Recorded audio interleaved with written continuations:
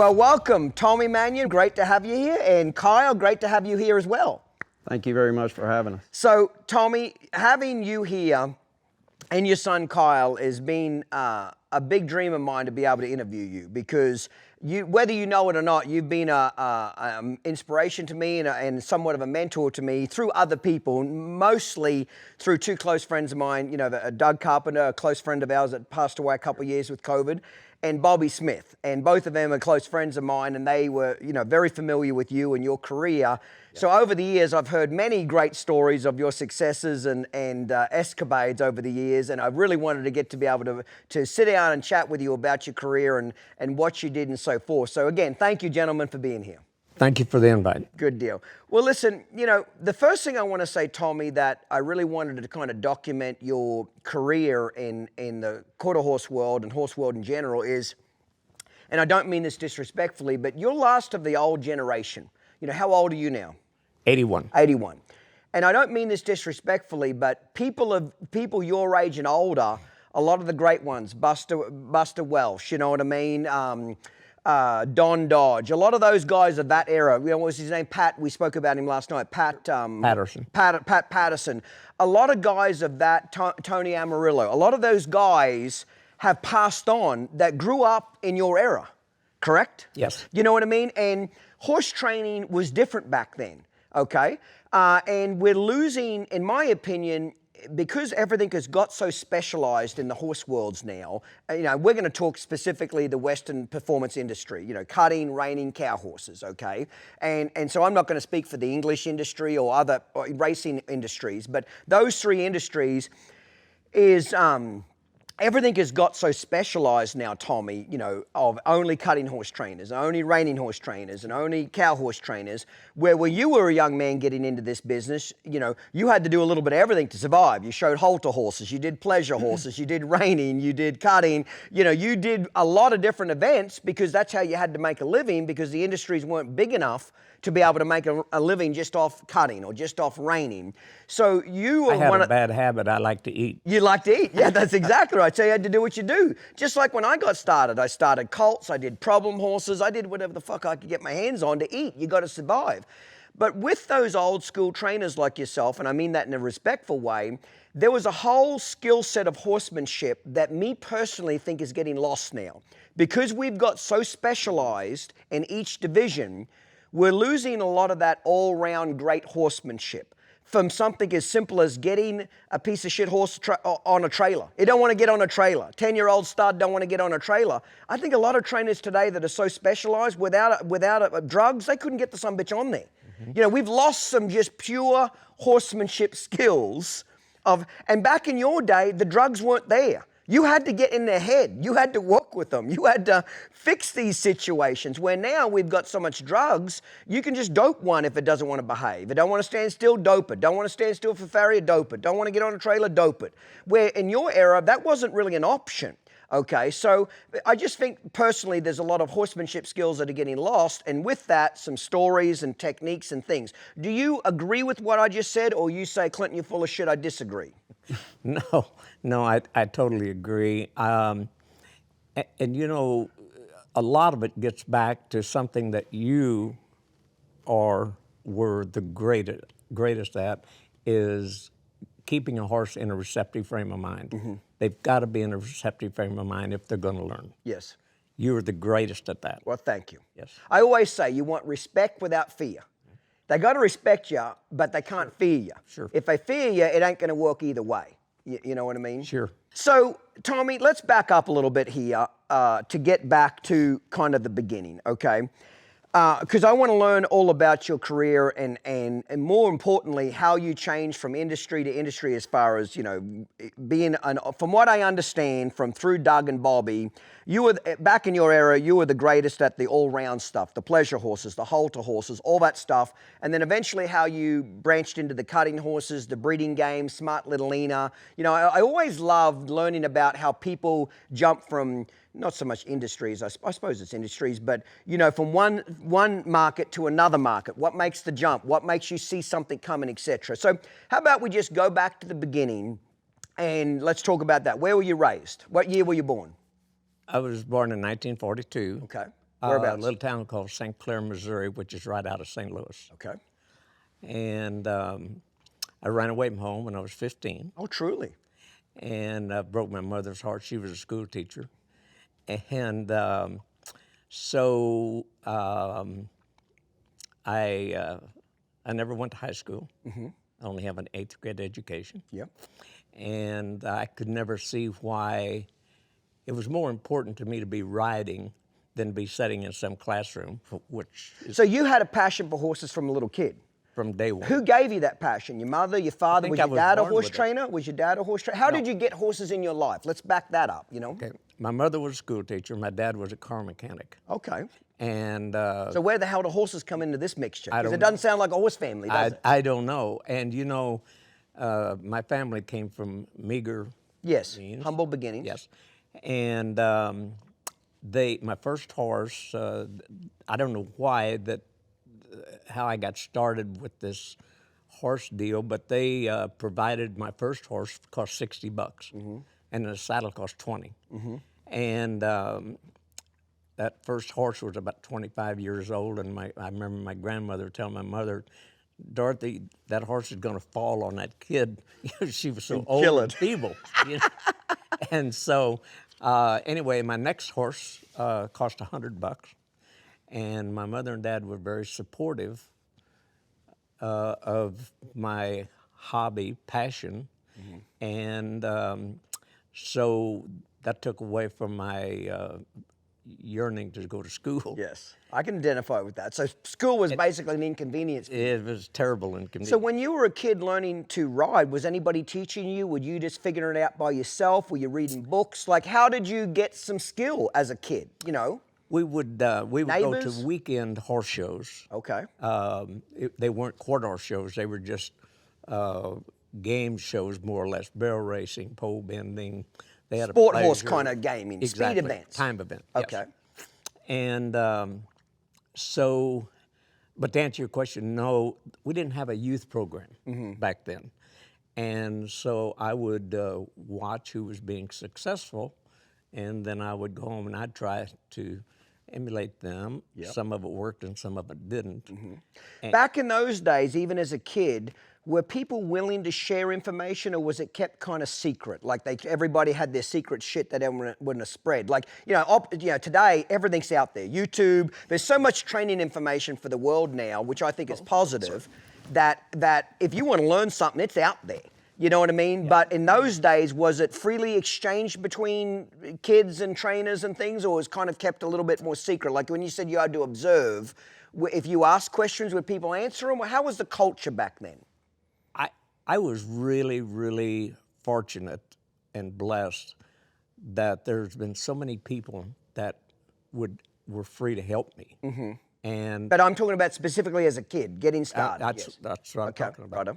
And I think so much of my success that I've had is due to my ability to gather people around me who know more than I do. Love it. And I can look back, and we will today, about anything I wanted to learn, I would go ask, and everybody was helpful. That's what I want to get at. So it was a helpful culture. Absolutely. Okay, good. Absolutely.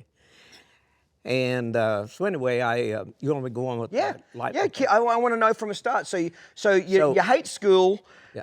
you love horses, you want to ride horses. So basically, somewhere around 15 years old, you said, "Screw it, I want to make a living from training horses." What happens? There was never any doubt in my mind that I was going to have a future in the horse business. Okay. You know, so many times you talk to young kids, said, "Hey, what are you going to do when you grow up?" And 9 out of 10 of them say, "I don't know yet. I haven't decided." Yeah. Well, I never did have to answer that question. I always knew. That's awesome. So, And your parents were supportive of it, even though they didn't come from money. They were supportive to encourage you. They weren't trying to say, "Hey, Tommy, don't be a horse trainer. Everybody's fucking broke that does that." Were they positive or not? You know what I'm saying? They were positive, but my mother always said, that's good what you want to do, but you have to have a career. You have to decide what you're going to do. Well, that's what I'm going to do. Anyway, so I don't want to go to school. And my mother and dad took the approach that instead of forcing me or saying, hey, you're going to school. The sheriff of our little community was a good friend of the family. So my mother, mainly my mother, thought that it would have more meaning to have him come and tell me that, there's a law, you have to go to school till you're 16. Okay. So first day of high school, I didn't go. That night, the sheriff comes to the house for dinner. Okay. And I thought that was a little odd, but anyway. Anyway, so during the meal, he says, Tommy, he said, your parents tell me that you don't want to go to school. And I said, no, I really don't. So he said, well, I tell you, he said, there's a law that you have to go to school till you're 16. And you're 15. And I'm 15. And he said, I'll be here in the morning and pick you up, and I'm going to take you to school. And he did. And he said it pretty serious, too. Just like that. Yeah, just serious. This is the law. I'm going to come and get you. Yeah. And he did. Yeah.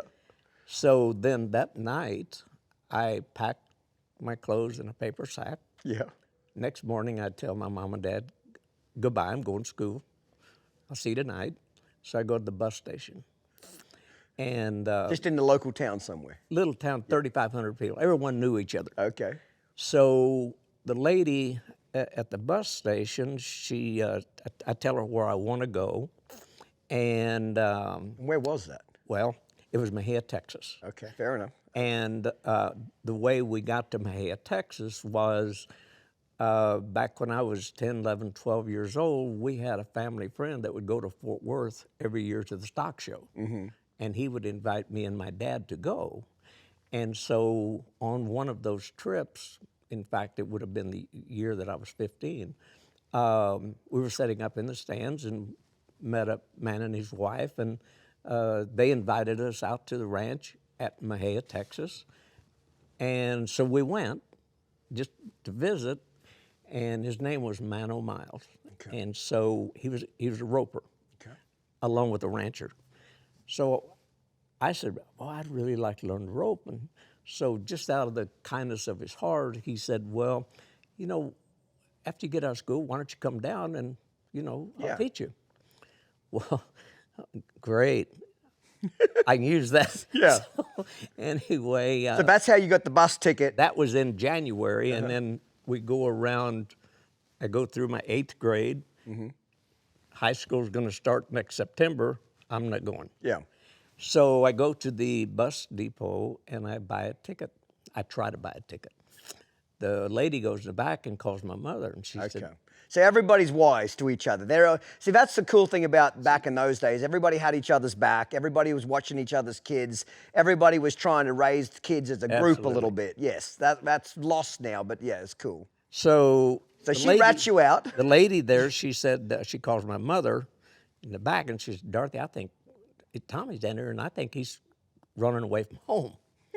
And so my mother said, well, where's he trying to go?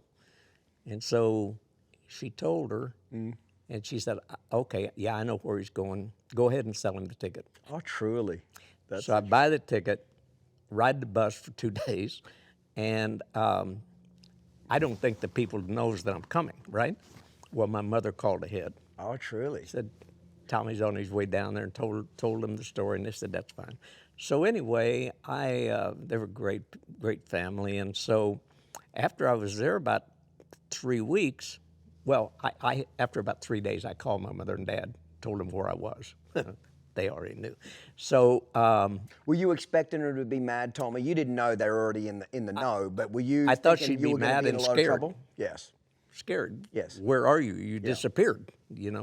So after I'm there a while, Did they welcome you when you got down there? Yeah, good people. they acted surprised to see me. Yeah, everybody's in on the joke except you.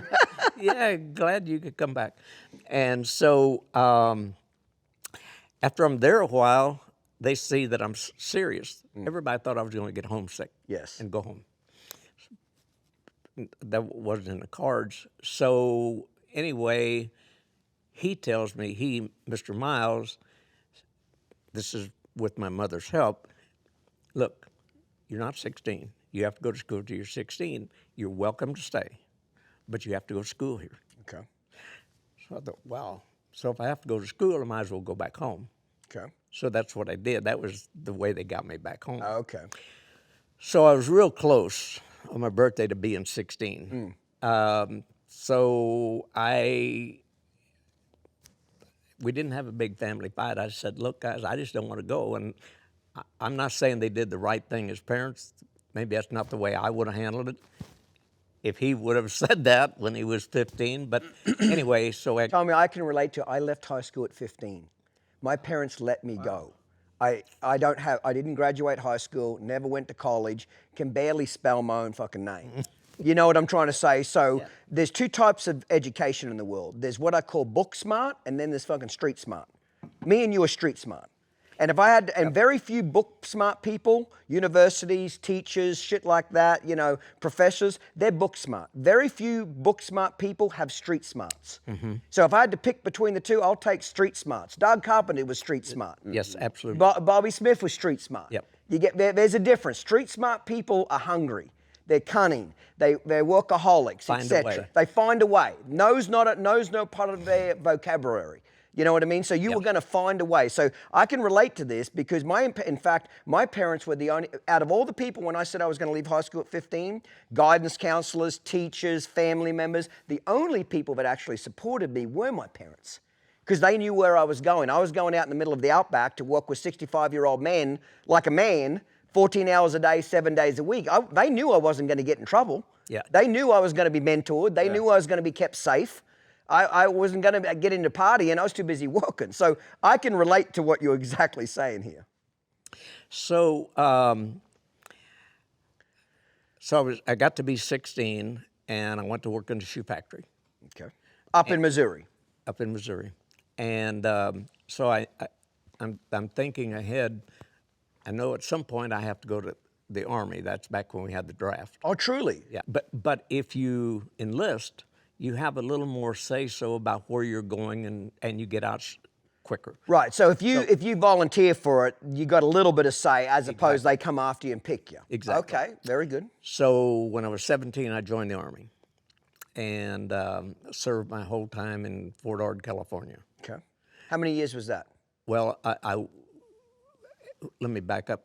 I went in the Army, and then when I got out, you have to be in the National Guard. Okay. And so I was in the National Guard for 9 years. Not really active duty, it's just on call. Yeah. You know. So anyway, then when I get out, I come back, and How old are you now? now At this stage of your life?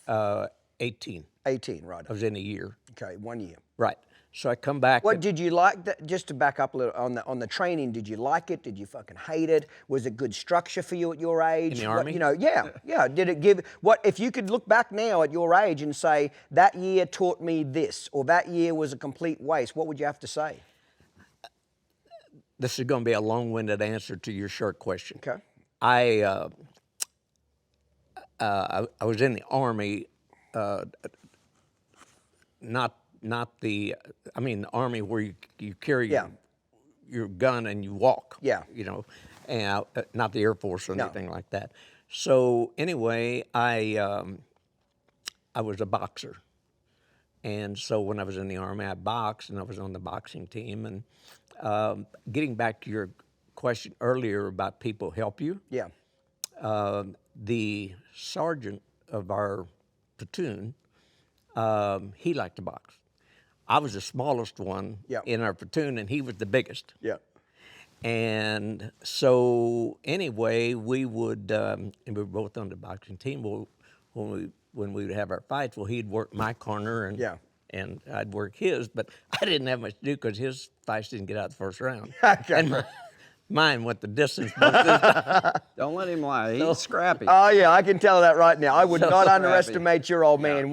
I've heard the fucking stories, and I'll tell you what, I would not it's a fool to underestimate you. So, but my point is that he was there to help me. Biggest guy. Yeah. You know, He was a good mentor for he you. called me Peanut, but that was a nickname. But anyway, he was there to help me. Yeah.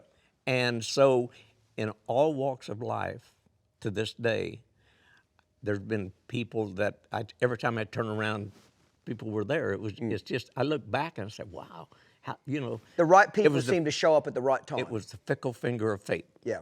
You know. Yeah. So, and I've been blessed in that regard. Yeah. So, came back out of the Army, so now I have to go back. I want to go back to the horses. So I get a job at Houston, Missouri, not very far from here. Mm-hmm. And there was a man that owned a ranch there. He wasn't a trainer. He was an owner that wanted to do more.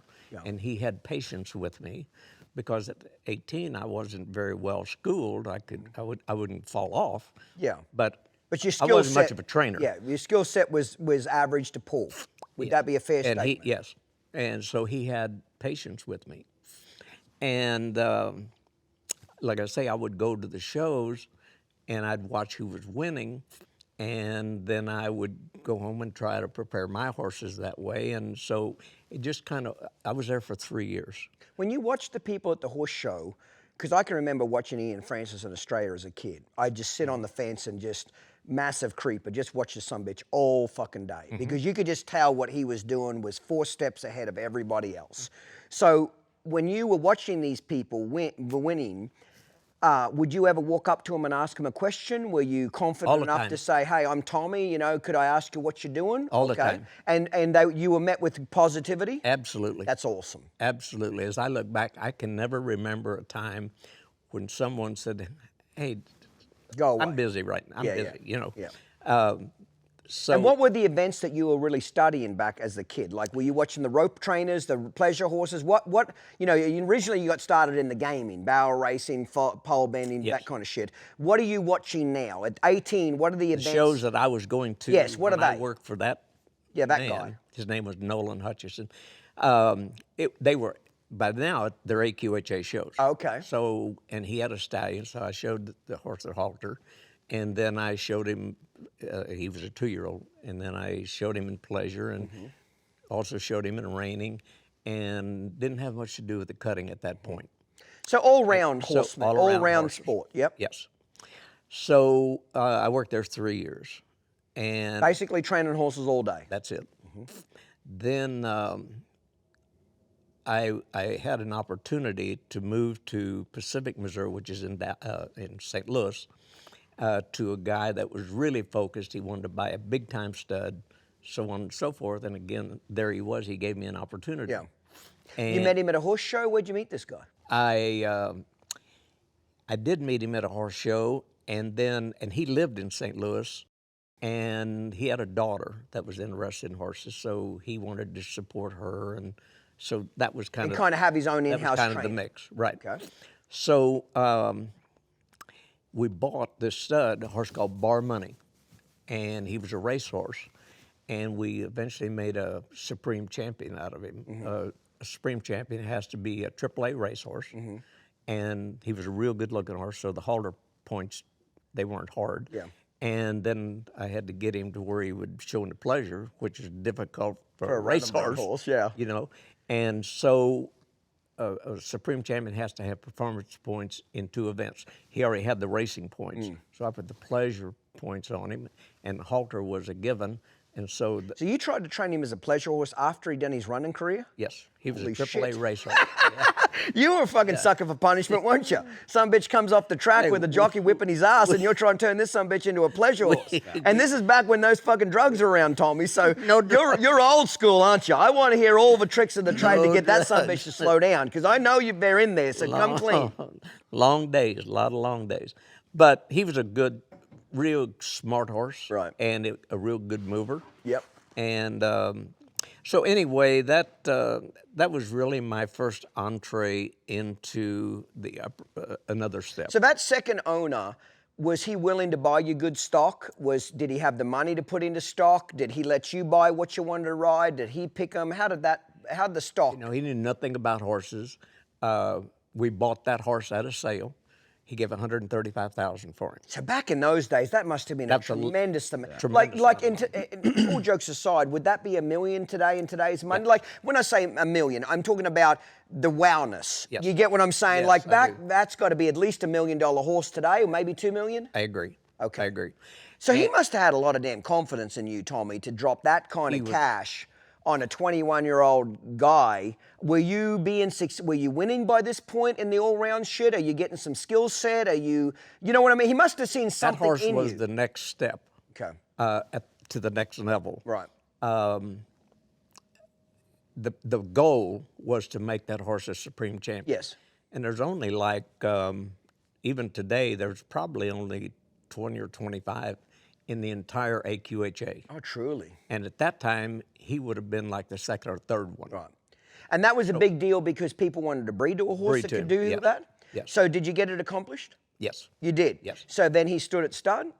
He did, but I was only there for 2 years. Okay. And I had another client that was a real good friend. Well, the man that bought the stud, his daughter lost interest. Okay. She went on to bigger and better things, she thought. And so then he didn't have a reason to be in the horse business. Fair enough.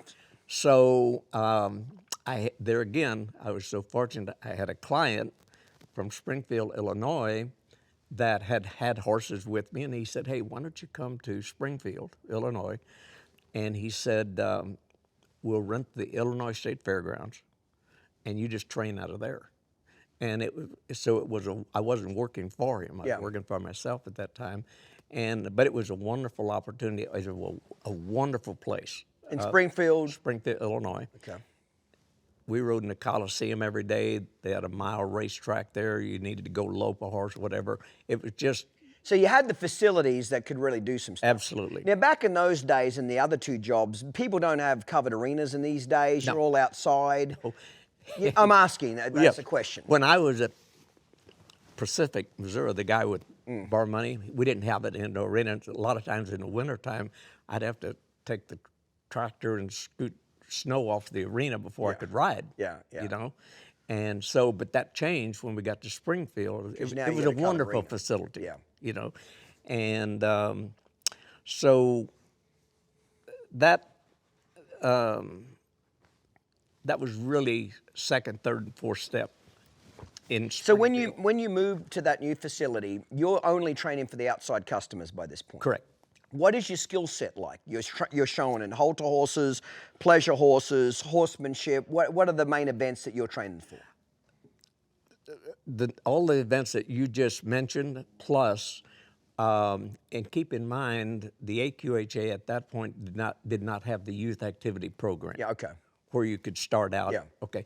So, and by then, I had met the most wonderful lady in my life that I've ever had or ever will have, his mother. Okay. And she was a rider. Okay. Was she one of your customers? She... You dirty son of a bitch. No. Was she one of your customers? No. Come on now, come fucking clean, Tommy. It's funnier than that. Okay, well, let's get into it. I might need to. Yeah, Kyle, go out the back and close your ears, motherfucker. It's I'll hang about to out. get real with Tommy and your mother.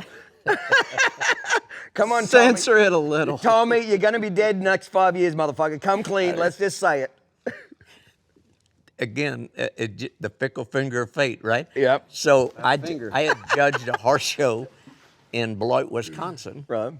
And at the noon break, we'd had all the halter classes. At the noon break, I was over getting a hot dog, and this girl comes over, and she was a little on the snooty side. Yeah. And she said, "I'd like to know what you didn't like about my mare." So you're judging. I judge, yeah. And so I said, well, she was real straight in her pasturance, and I said, you know, I'm performance horse minded, and I don't like any horse that's straight in the pastures is going to be short strided. And so I just didn't like that about her. She just turns around and walks off. So a year later, I'm at the Chicago International showing, and I showed a mare there. Got back to the stall, and this lady, the girl, was there with two of her friends, and she said, she didn't say, "Hi, how are you?"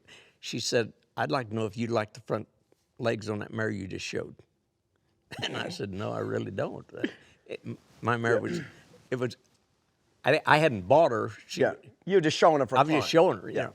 And I said, "No, I really don't." I said, "I remember you." Yeah. A year ago. Yeah.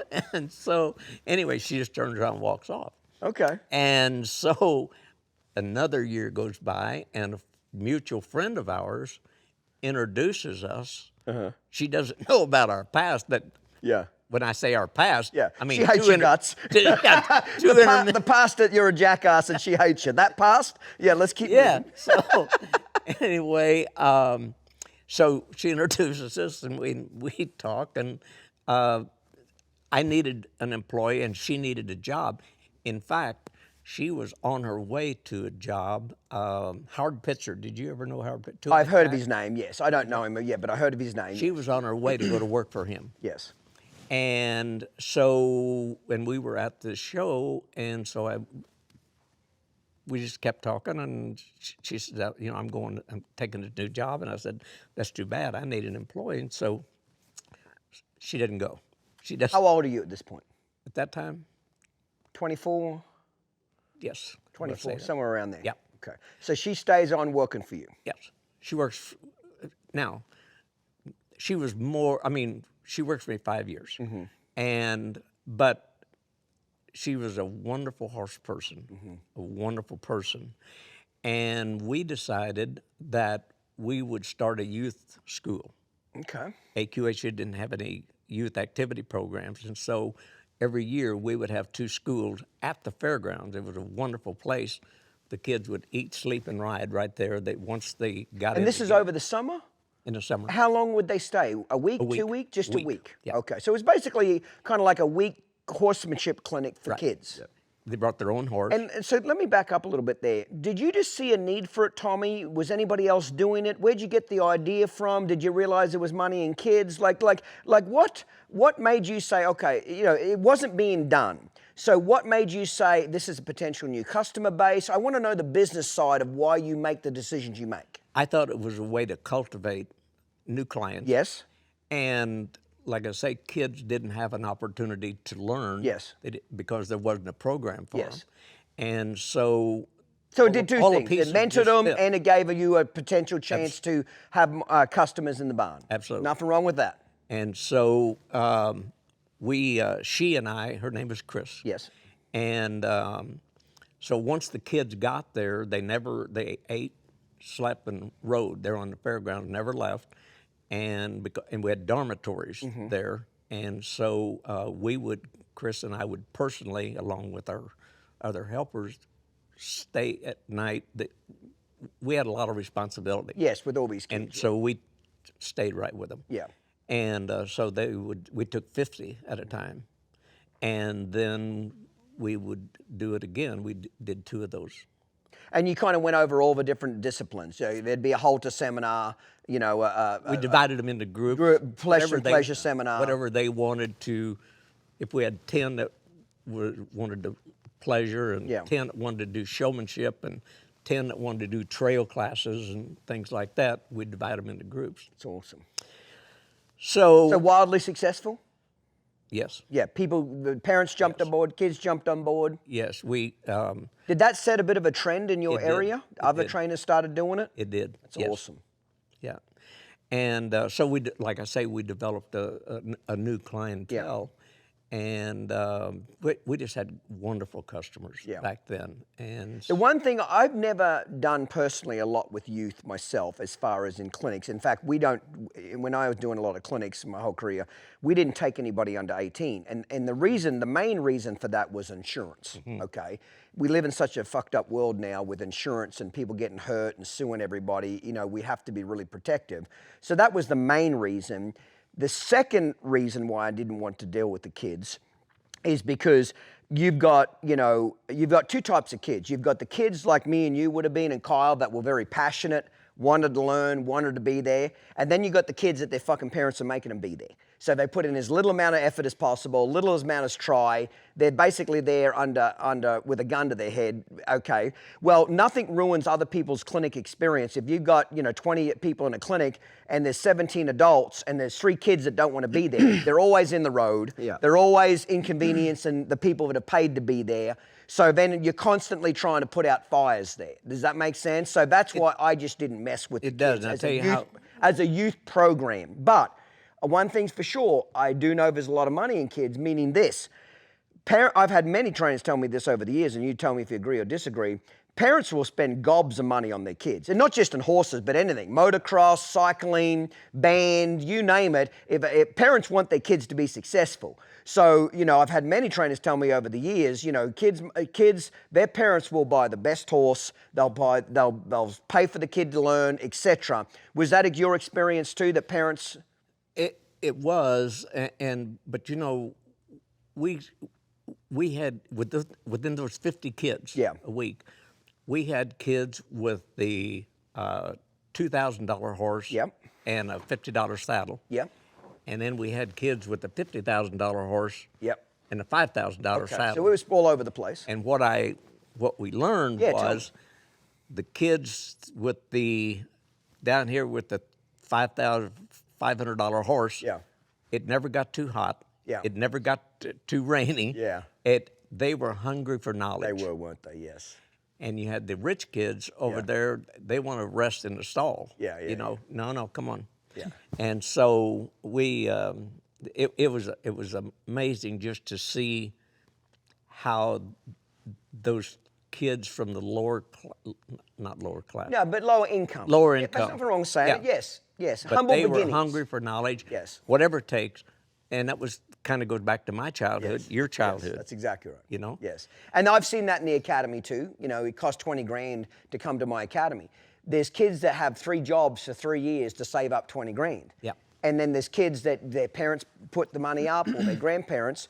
And as a general rule, I'm not going to use the word always, but the kids that had to have 3 jobs to save for 3 years to come for the academy, they sure as shit take it seriously. Absolutely. I'm not saying they graduate. I'm not saying they're the best hands, but you got to give them an A+ for fucking try and a backbone. Absolutely. And then there's the kids that they con their grandparents into giving them 20 grand. I don't want to go to college. Let's do the Clint Anderson Academy.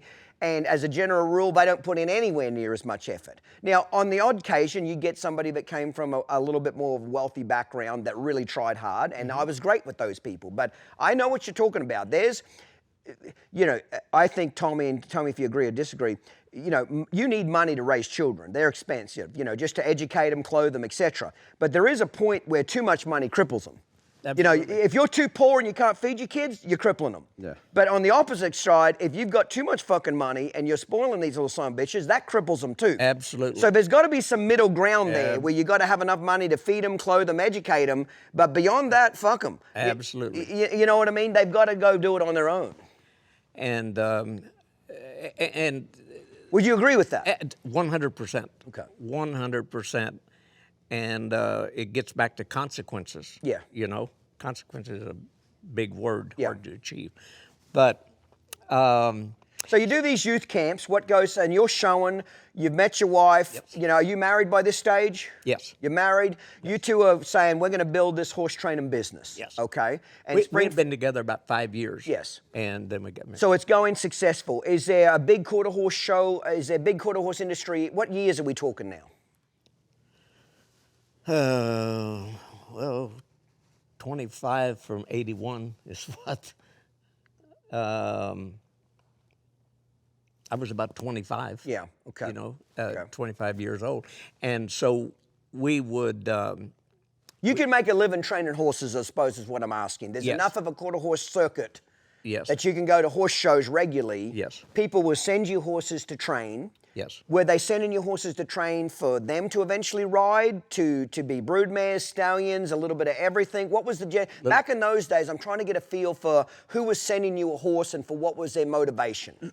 Mainly the horses were to show. Okay. Not necessarily for them to show. Yeah, for you to show. If they had kids and they were good and that would all together, Okay. I've said this numerous times. I feel so fortunate to be able to make a living doing something I really enjoy. Yes. And long nights, long days, whatever. And so we would have horses, getting back to the all-around aspect, we would have reiners. People bring reining horses. We didn't have cutting at that time. People bring pleasure horses, halter horses, horses for the kids. So we just kind of filled all the gaps. All the gaps. Yeah. Yeah. Do you remember what you were even charging back in those days, by any chance, just for shits and giggles? Training-wise, you mean? It would have been in the ballpark of 600-700. That's include board and training. Yes, Keep the horse board and etc. training. Back in those days, was the quality of stock when, 5 years into it, you and your wife, and you got the youth camp going and so forth, were you buying, well, you were basically relying on people to send you good horses. Were the horses, shitty? Were the horses average quality, high quality, or the odd high one and the rest were average? I'm just trying to get a feel of the quality of stock you're trying to show. We had some customers that would supply the best. Yes. Would they let you go pick these horses? Yes. Yes. They trusted you enough to say, here's a checkbook, let's go buy one. Yes. Yes. And so when you wanted to go buy that great stock, you're in Illinois, where the hell are you going to buy these horses? You going to Texas, you're going to California? I bought more horses from California than any other state. And the reason for that, Yeah, I want to know that one. the people on the West Coast, California, Arizona, the trainers were more advanced than our trainers back in Missouri or Illinois. And so Advanced in what level? Their training ability, their care of horses? Give me some examples of where they were just advancing. training. Okay. And getting back, you mentioned Tony Amaral. So if I had a customer that said, hey, my kid's ready for a new horse. Yeah. They've outgrown this one. So I would call Tony, tell him what my need was, and he never told me about a horse that I didn't go buy. Yeah. And sometimes I'd buy him sight unseen. Most of the time I would go look. See Clinton Anderson and his Down Under Horsemanship method live. Order tickets now for the Walkabout Tour in Conroe, Texas, November 4th and 5th. For ticket information, visit downunderhorsemanship.com.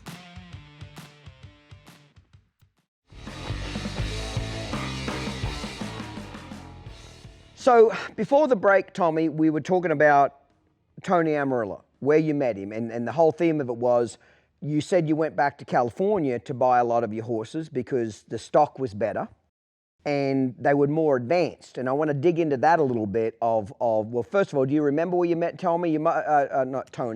Tony. You must have met him at a horse show, I'm gathering. I did, and a friend of ours, I know you know him, Jack Brainerd. Yes, yes.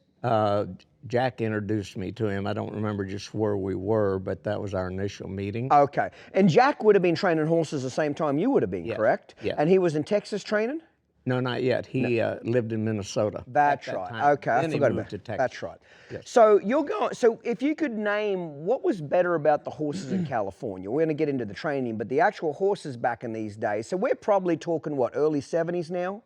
Yes. Probably early 70s. Yes. What was better about the horses in California? They were advanced to our trainer back here, trainers. The concept they got their horses a lot lighter in the bridle. Okay. That was absolute paramount. And again, it gets back to you got to keep them in a receptive frame of mind. Yep. Once you get them soft, you know this. Once you get them soft in that bridle, then they can learn. Yes. And they were just advanced with that theory before we were back here. And another thing they would do is get a horse almost fully trained before they ever showed him. Oh, truly. Where back here, our customers are forcing us to, hey, take a 2-year-old, show him in the pleasure of maturity, and his show career started when he was long 2-year-old, 3-year-old, where in California, you could take a horse 4 or 5 years old and had never been to a horse show, but was fully trained to do 3 or 4 events. Yeah? Yeah. So what was the customer base in California just had more money to tolerate a horse being in training for 3 years without being shown? Yeah, there's got to be some reason why they did it. Was it just a culture thing? It was a culture thing, exactly. That's a good way to put it. And their customers were attuned to the fact that this is what it took. I mean, this is, They accepted it. Exactly. And there was a couple of horses that I bought. I can't really remember their name, but I was at the Arizona State Fair. It was a circuit of shows there. I went to California to see this horse. We had an off day. And I went to California to look at this horse for a customer, and bought him. And he'd never been to a horse show. And so within 2 days, I had him back in Arizona, showed him in the circuit, and he was a champion senior reiner there. Okay. And had never been to a horse show. But again, it was their philosophy that you get them fully trained before you ever start showing. Right. So back in these days, early 70s, we're just going to talk rough numbers now. Sure. Would 10 grand get you much of a horse? Would you needed 50 grand to get much of a horse? You know what I'm just trying to say for perspective, what kind of money did it take back in those days to get you a pretty damn good show horse? That particular horse, it was a gelding, but I'm thinking like 25,000. Right, okay. Now, That's one fully trained? yes. Okay, do the pleasure all But round. no show record. No show record, yeah. You know. Yeah. But we could take those, especially for kids, we could bring those horses back here. They were fully trained and ready to show. Yeah, yeah. Now, back in those days, the trainers, is it a industry-wide practice that trainers are getting 10% commissions, two trainers are splitting 5% and 5%? Back in those days, how did the commission structure get done? Because, you know, a common joke in the horse training world is, you know, trainers don't make any money from training horses. They make money from prize money, and they make money from Buying and commissions. selling. And traditionally standing, 10% is a commission that two trainers will split, or one trainer will get the whole amount. Was that back in those days too? Yes, that's all I've ever known. Okay, so that was very spoken about. It wasn't under the table. Two trainers could have an open conversation. The horse is this much, and it pays a commission. He gets 5%, you get 5%. Correct. Okay, fair enough then. So you're going back to California, you're buying better quality of horses, bringing them back. When you bringing them back, are you standing out like dog's balls? Like meaning that these horses really stood out of a higher level than what's in your tri-state area? Yes. Yes. That's exactly correct. Yeah. And So you knew early on horse flesh was everything. If you didn't have the horse flesh, you were just wasting your time. and it was getting more and more competitive. Yes. You know, every year. Yes. And I just had a good rapport with Tony. Yes. And he never led me astray. Yep. And So he'd call you up, say, "Hey, I got a horse you need to buy," and you'd pretty much buy it. exactly. And I can name several instances like that.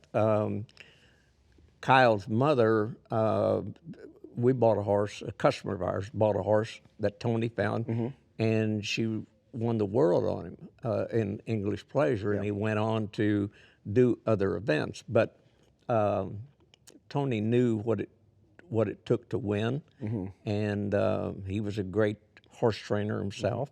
Were people doing a lot of breeding back in those days? You know, they were trying to breed their own horses, or were most of the breeders on the West Coast and down in Texas? You know, what was the culture of breeding these high-end? I wasn't involved in the breeding at that point Yes. in my life, Yes. my career. It was just mainly toward the shows. Yeah. Toward the shows. Right.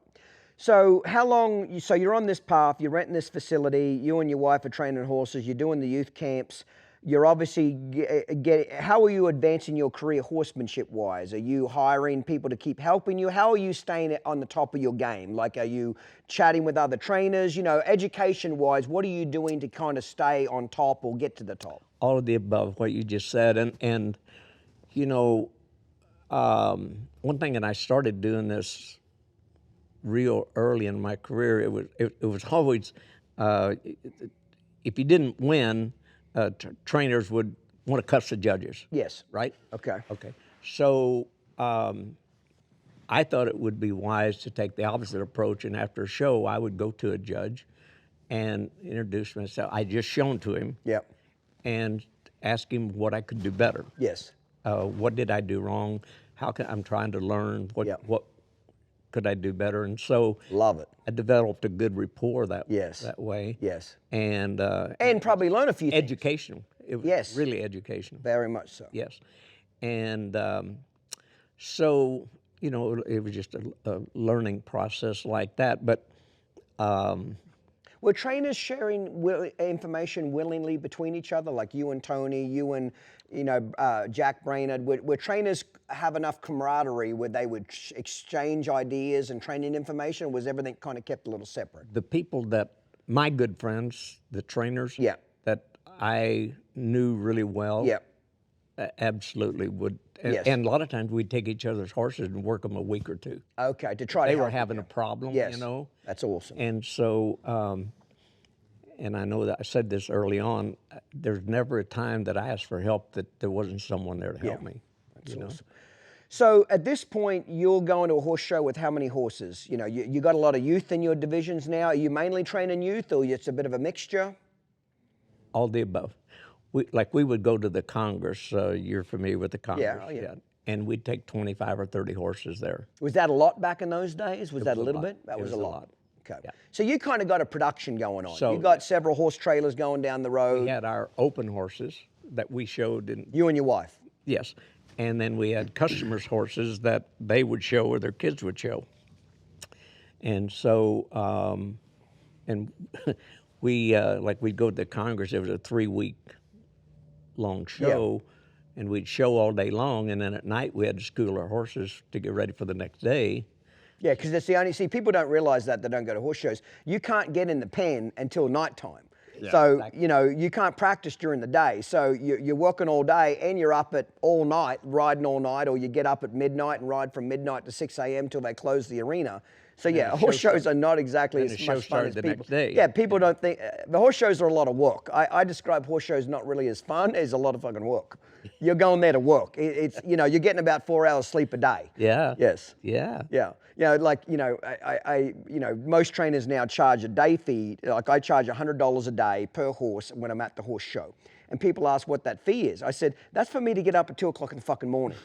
You know what I mean? That's for me to get up and ride all fucking night where you're in the hotel and you just get to show up at 10 a.m. and watch your breakfast. horse show. Yeah. You know what I mean? Yeah. Every horse pays $100 that's there every day for that type of shit. You know, it's still not much, but you get what I'm saying. And most trainers have a show fee, and I don't blame them because they are working. You know, the owners don't see the hours that are going into the horses. You've got the help that you've got to feed.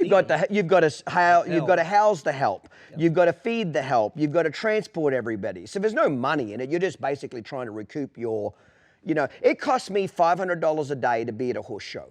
Between me and my helper and wages and renting the RVs and renting what we have, it costs me $500 a day, just pure cost to be at the horse show. That's got nothing to do with the horses' shavings, feed, none of that. That's just help. So if I take 6 horses and I charge $100 a day, I made $100 profit, which is fuck all, but you know what I'm saying? So it cost me, people ask, how much does it cost to go to horse show? It's about $500 a day. That's outside of entry fees, mileage, all that stuff, yes. Hidden costs. Yeah, so back in those days, how was the billing set up? Were people being professional about how they build? You build for mileage, you build for show fees. Like, how did some of that work back in those days? I don't remember just how much that we would charge, but yes, we would charge mileage. Yep. And then Mileage to take a horse to a horse right, show. when we Yep. first started out, we would just keep track of all of our expenses, then divide the expenses up. Yes. Instead of having a set fee. Yes. And then eventually that changed. Yes. And but we would go with to the big shows. We'd go with 25 or 30 horses. Yeah. And You got to have a lot of staff. absolutely. Yeah. And so where's everybody staying? Hotels, campers back in those days? We had a motor home, and that's where my wife and I stayed. And then, but the help would stay in hotels. Yeah, and just drive back and forth. Yes. Okay.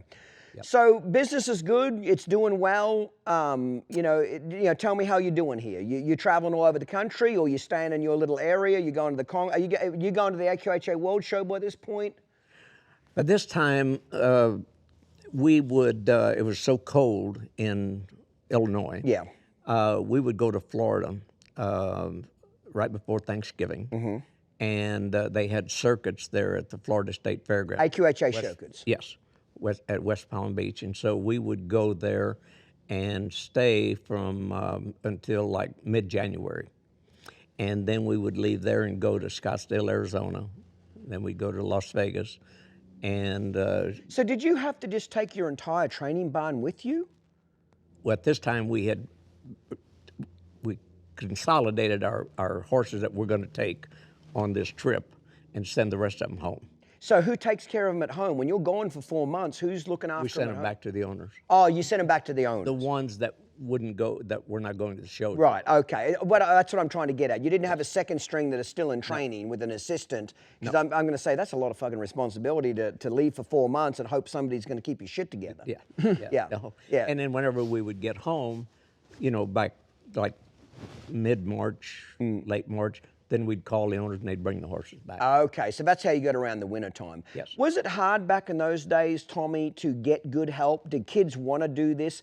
The reason I ask is this, you know, our late great friend Doug Carpenter, he said to me, and we'll get to him in your stage of your life later, but he said to me, when I tried to get a job with Tommy Manion, he said there was a 2-year waiting list. He said Tommy was that popular and was the man in the quarter horse world. You couldn't just walk up and get a job. Like, you had to wait till somebody left, and he said there was a 2-year waiting list to get into him. And I said, that's kind of unheard of now, because, you know, trainers now will take any fucking warm body. You know, they're just so desperate for help, and most kids have not wanted to do it. And Doug looked at me and he said, you got to remember, Clinton, back in those days, when you were a kid, being a horse trainer was cool. It was cool to be a horse trainer. It was something that kids looked up to. So he said, yeah, there was a lot of kids that wanted to be horse trainers. And, you know, before he passed away, we always would comment that a lot of that coolness has left the horse industry, where kids see it now as too much work and it's not enough money and it's not cool. Well, I see a little change going on right now between everything that's happening with the performance horse industry in the last 4 years. Horse prices have pretty much doubled, almost tripled. You've got Taylor Sheridan with Yellowstone, Run for a Million, The American, Teton Ranch, etc. There's a lot of publicized stuff. And I see a trend now of a lot of young people wanting to get to be horse trainers again. You know, when I was watching The American being broadcast, I had a tour that weekend, so I had to watch it on the live stream. I got a little sad, and I thought to myself, man, it would be, if Doug was here today, he would say, how cool is this? Horse trainers are cool again. Yeah. Horse trainers are getting broadcast to the whole world on major television networks. And if you're a 10-year-old little kid, you're like, fuck, this is cool. Yeah. And I see a trend now of young people getting back into the horse industry, wanting to be trainers, wanting to do it. So that's what I see. I don't know if you guys see that, Kyle. Have you got any opinion on that? I agree. I think the whole Western way of life is becoming cool again. Very much so. Yellowstone's doing that, believe it or not. It is. I think was the starting point. Yes. Yeah, 4 years ago, Yellowstone's changing that. People want to be a cowboy. People want to have a mini ranch, you know. Yep. You can make fun of it if you want, but it's bringing people here, which is spending a shit ton of money. But getting back to the original question, was it hard for you to find help? When you're going on the road with 25, 30 horses, you got to have a small army to take care of these horses. Back in those days, was there plenty of kids like you were a kid wanting to learn? There were a lot of people wanting to learn. But the caliber of an employee that was hard to find. Okay. So still, even back in those days, it was hard to get kids to give a shit. Yes. Okay. Yes. Well, either that or they didn't have any natural skills. Yes, they were, you had to teach them everything. Right. So did you have to take time out of your day to try and train these kids to teach them what to do? Did you set up time and say, okay, I got to get my help better. I'm going to spend an hour a day, once a day, just trying to get my help to the next level? We would learn as we went. Right. And so I remember John D., and you probably don't remember. This was after we moved to Texas. He called one day, and he was from Indiana, and he said he was looking for a job. I said, well, I just don't need anyone right now. And he said, no, I really want a job. And I said, well, we just don't need anyone right now. And he said, no, I want a job. I want to come and work for nothing. And I said, okay. So and he came, and within a month, then he was an employee. I mean, he was. So that's a good lesson. And young people, listen the fuck up right now. Okay, this is a big deal. Okay, first 2 years of my apprentice, Tommy, I worked for free. From 15 to 17, he never paid me a cent. Now, he really paid me millions. He gave me a place to live, a little shitty fifth wheel caravan, food on the table, I ate with their family, and I worked 7 days a week, 14 hours a day. But I was the happiest kid in the world because I was getting taught. I was getting experience. I was starting colts. I was dealing with problem horses. And you might say, why did I not get paid? Because Gordon didn't have any money. So if I would have walked up to him and said, hey, you need to fucking pay me to learn. I'm so passionate. I'm going to be the next greatest thing in the world. Pay me to learn. He would have said, go fuck yourself. Leave. But because I walked up, hat in hand, and said, I know I'm a warm body. I don't have a lot of skill set, if none.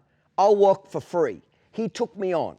Look at what just happened. You told this kid he didn't have a job. You closed the door.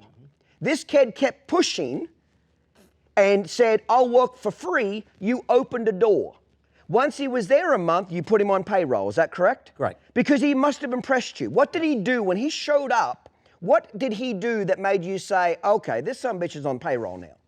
Well, his desire was obvious. Yes. And then he had more talent than I thought he might have, because I didn't know him. Yeah, he's on the phone, yeah. And so then after he came and rode for a month, and his desire, he fit. Even if he didn't fit have the bill. skill set, Tommy, that he might have had, just the desire must have impressed you. There would have been a place for him. There would have been a place for him. On the team. That's what I'm trying to get at here with young people listening to this. Don't fucking take no. Sacrifice. Go work for free. Work weekends.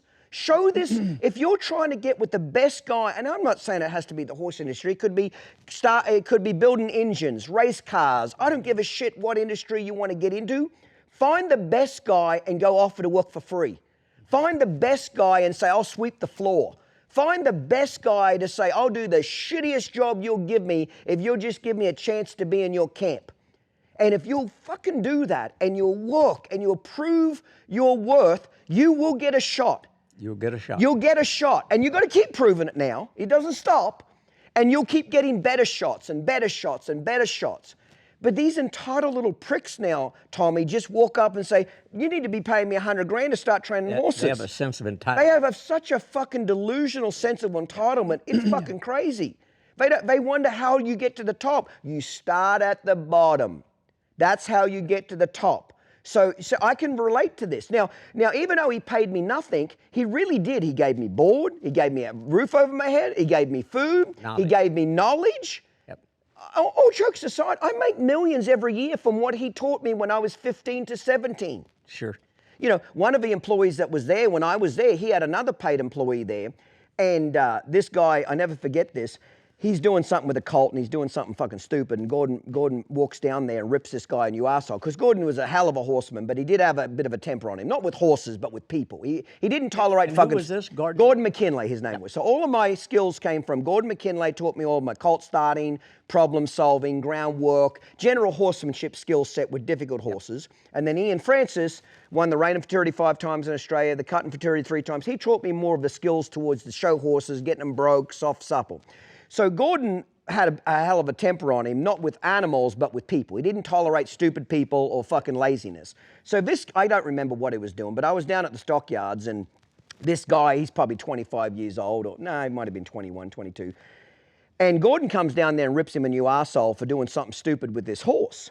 And when Gordon, and I watched him getting his arsehole ripped. So when Gordon walked off, this guy starts bitching to me. I can't believe he fucking talked to me like that, and I can't believe he said that, and fuck him, and fuck this. And I don't remember how I did this at my age. I was probably, well, this is even before I went to work for him full time, so I would have been somewhere around 14 or 15. I met him when I was 13. He invited me to come on school holidays to intern with him, just like people invited you.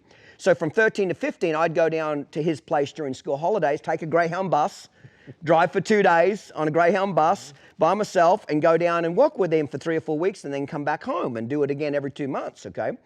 And for whatever reason, I said to this guy, I don't know why it popped in my head, I said, is he paying you to be here? Yeah, I'm just naive, I'm just a kid. Yeah. And that guy says, well, yeah, of course he's paying me. I wouldn't fucking be here if he's not paying me. And I didn't say it because at this stage I had a fucking filter. But I looked at this guy and I thought to myself, you are the luckiest son of a bitch I've ever known. How the fuck did you figure out how to get paid to train horses all day here? I would thought I was the luckiest kid to do it for free. You're the asshole that's getting paid and you're bitching about it. That was my attitude. Does that make sense? Yeah. So when I said, Take me out of high school. I'll do it for free. I just want to come learn. I was just hopeful he'd say yes. Does that make sense? I was the luckiest kid in the world.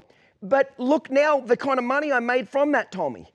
You get what I'm saying? And people don't understand. You've got to put yourself out there, especially to the best guys in the industry. Whether it's dog training, race cars, motorbikes, fishing. Go put yourself out there. You told this guy there's no opening for you. But he kept pushing, didn't he? Yep. Kept pushing, and then you found an opening for it. You know, I think that's a great fucking lesson that people just miss. They don't understand how you get to the top. It's from starting at the fucking bottom and you work your way up. They don't get how you get to the top. That's a perfect example right there that this kid would not take your no for an answer. You told him no twice, but he kept pushing. And when he said free, your fucking ears perked up, didn't they? Wish anybody's will. Yeah, you get what let me think about it. You get what I'm saying? Yeah, There's right. nothing wrong with that. You perked up because if he's free, what do you got to lose, Tommy? No. Nothing. No. He was willing to put skin in the game. So I don't know how we got on this, Kyle. We fucking got confused now. Fuck it. I asked you about help. There was some good help and there was some bad help, and how your help got better. And you basically just said you taught them on the road. You taught them as you went. We had a wonderful, wonderful team over the years. We had and we operated from the theory of, there's no I in team. Yep. And so when I succeeded, we all succeeded, and we were just really blessed. And were you pretty good about cutting cancer out? Like if you got a turd in the punch bowl, you got a kid or somebody that wasn't a good fit or didn't have the team mentality, were you pretty quick to cut them out, or you tried to convert them? He had to leave. Had to leave. Yeah. It just depended on what the issue was. Well, I get what you're saying, but I'm saying is you didn't have a lot of, I'm asking, did you have a lot of tolerance to try to fix people, or? I'm going to give you a perfect example. Yeah. We had a man that cleaned stalls, and I found out that he was selling feed out the back door. Yeah. Other than that, he was a great employee. So, and his name was Howard Johnson, like the hotel. Yeah. Yeah. So I told him that I knew what he was doing, and I'd give him another chance. Don't ever do that again. And he never did, and he was just the greatest employee. Yeah. But depends on what you're working with. Yeah, that's you right. know. Yeah. And so, but if someone just didn't internally didn't have it, they had. What were some of your big no-nos as far as things that drove you nuts with young kids wanting to learn? Was laziness. Laziness. That was one of your big pet peeves. Absolutely. Yeah. What were some of your biggest pet peeves that you just couldn't fucking stand? We had a policy. We only worked a half a day at the barn. Yeah. From 8 in the morning till 8 at night. I love it. Yeah. And so if they didn't have that enthusiasm and desire, then that was the first thing that would cut them out. Work ethic. Yeah. Yeah. Would most of them quit? The pea-hearted ones, you didn't have to fire them. Most of them just quit. That's right. Yeah. Yep. Yeah. Yeah. So you had to have a bit of a revolving door mentality to keep. But we really kept the enthusiasm up. This was a team endeavor here, and when one did well, we all did well. Give me some examples how you all did well. What would you do for them to make the team feel welcome? Or if you won, you said everybody won, what would you do? Can you give any examples on that? The most clear example is there was a boy that an African American boy that worked for us in Springfield.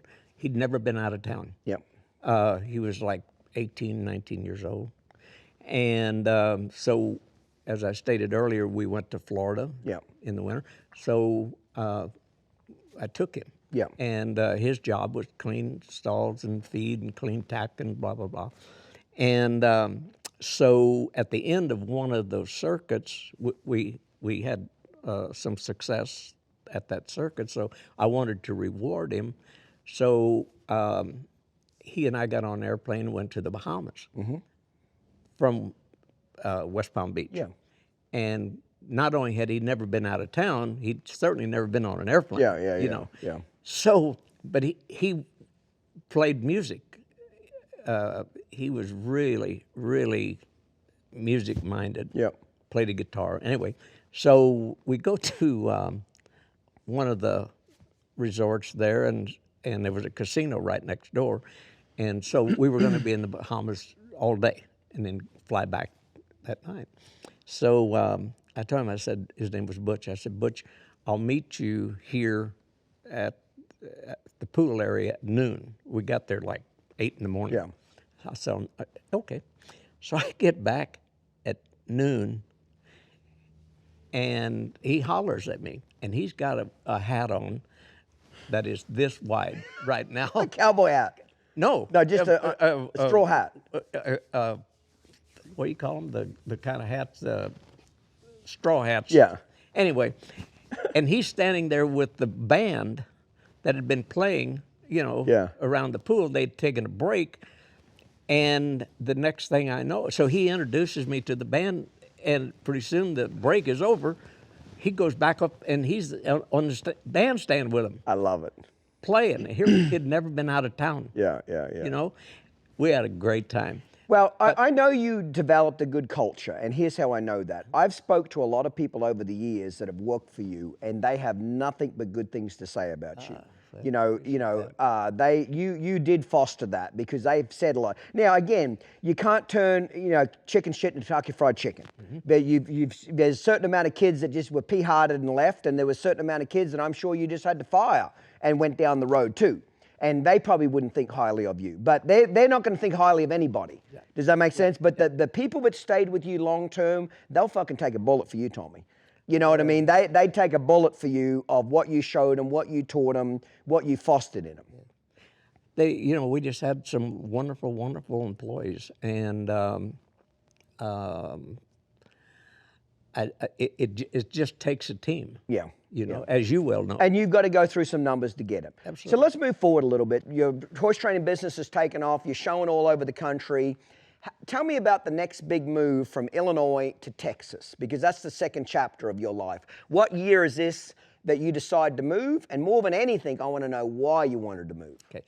We were in Springfield, Illinois for 13 years. Okay. At Fairgrounds. And now, is Kyle born by this stage? You got several kids. What's going on here? Born in 75. Right. Okay, so Kyle and I are the same age. That was a little memory. Yeah. Good job, old man River. You're fucking doing great. I'm like, get it right. And he was showing by then. Yeah. He won the Congress when he was like, 7? In the all-round type stuff. Pleasure. So yeah, in the walk trot, I was 8, and then I think maybe 9. He won it 2 years in a row, and then they passed a rule that once you won it, you can't compete again. Okay. Only 2 times, and I retired a champion. Probably like the last pleasure horse I ever rode. That's funny. So tell me how did you make the move from there to Texas, and what motivated that? Because that's a big move, and that's a key part of this story. We were fortunate enough to raise a stud that we thought had really a great future ahead of him. And he was by impressive. Halter horse blood. Halter horses, yes. And so it was one of these, he was a yearling, and we went to Florida, as I said, took our horse and went to Florida, and we left him home with a good friend of mine. He didn't do anything wrong. Anyway, he turned him out in a lot, and the horse, he slipped and fell on ice and broke his knee. And he didn't do anything wrong. Yeah, I understand. Shit happens. I would have done the same thing. Anyway, so we take him to the University of Illinois, and they put a cast on him. Make a long story short, he healed back, and that leg was stiff. He couldn't bend his knee, so naturally he never had a show career. Yeah. But he, when he got to be 3, he had no advertising behind him because we couldn't show him, but word of mouth. He was such a great horse. Word of mouth traveled. So a friend of mine, Charlie Dobbs, he lived out in the country, and he said, hey, let me take, the horse name was pretty impressive. He said, let me take him out there and maybe we'll breed a few mares. I said, okay. He took him out there and he bred 144 mares. Of his own or customers? Customers. I mean, he didn't have a facility. He had mares tied to trees, the fence. It's a little redneck. Yeah, a little redneck. But that horse was just such a great horse that he was the talk of the industry and had never been out of the barn. So he was never even ridden? No. You never even got a chance to start him? No. But he was such his physique. Yes, his was conformation. Like Mr. America. Yeah. So we thought, maybe this is our entree out of here. It was so cold. And That's what I'm getting at. You had a little bit of enough of Springfield. It was a had good enough. chapter. It did good for you, but you went the fuck out of there. Am I getting this right? We had 13 years, and so anyway, naturally you couldn't stand a stud on the fairgrounds. Yes. And so we had two friends here in North Texas, Dave Page and Chip Nose. They said, well, why don't you come down and look in our area? And we did, and then we bought the place where we are now. Yep. 377. There wasn't a tree on it, not a fence. In fact, it was a fish farm. And what we did is we filled all the tanks in, except the ones that we wanted to keep for water. Yeah. And so then that horse was our entree out of Illinois. Okay. So you were wanting to get out of Illinois because of the weather. Did you see a trend that the next big trend was moving to Texas? Was there any financial, or mainly just weather and just weather? For us, it was just it's got to be better than this in Yes. Illinois, you know. Oh, yeah. And Yeah. so he was our entree out of there. Righto. So are his colts riding by this stage? Like, you think you got a sire on your hands? So he's by the time we make the move, he's 4. And every year we had to do surgery on him because from lack of exercise, the tendon on his damaged leg would contract, and he would be walking around on his tiptoe. Yeah. So we had a friend that was a specialist from Scottsdale, Arizona, and he would fly back and do surgery on him on that tendon. So before then, we always took him to the University of Illinois, but so then we took him to Texas A&M. This is when he was probably 5. And so he flew back, did the surgery. We were there. He wanted to put a brace on his leg, and the head vet down there, I can't even tell you who his name was, said, I never put a brace on a horse. He said, I do a lot of these surgeries. I never put a brace on him. Well, when he got up from the surgery, instead of him being up on his tiptoe, He's the other way. it was the opposite, and that front foot just flew up because he didn't have any support here.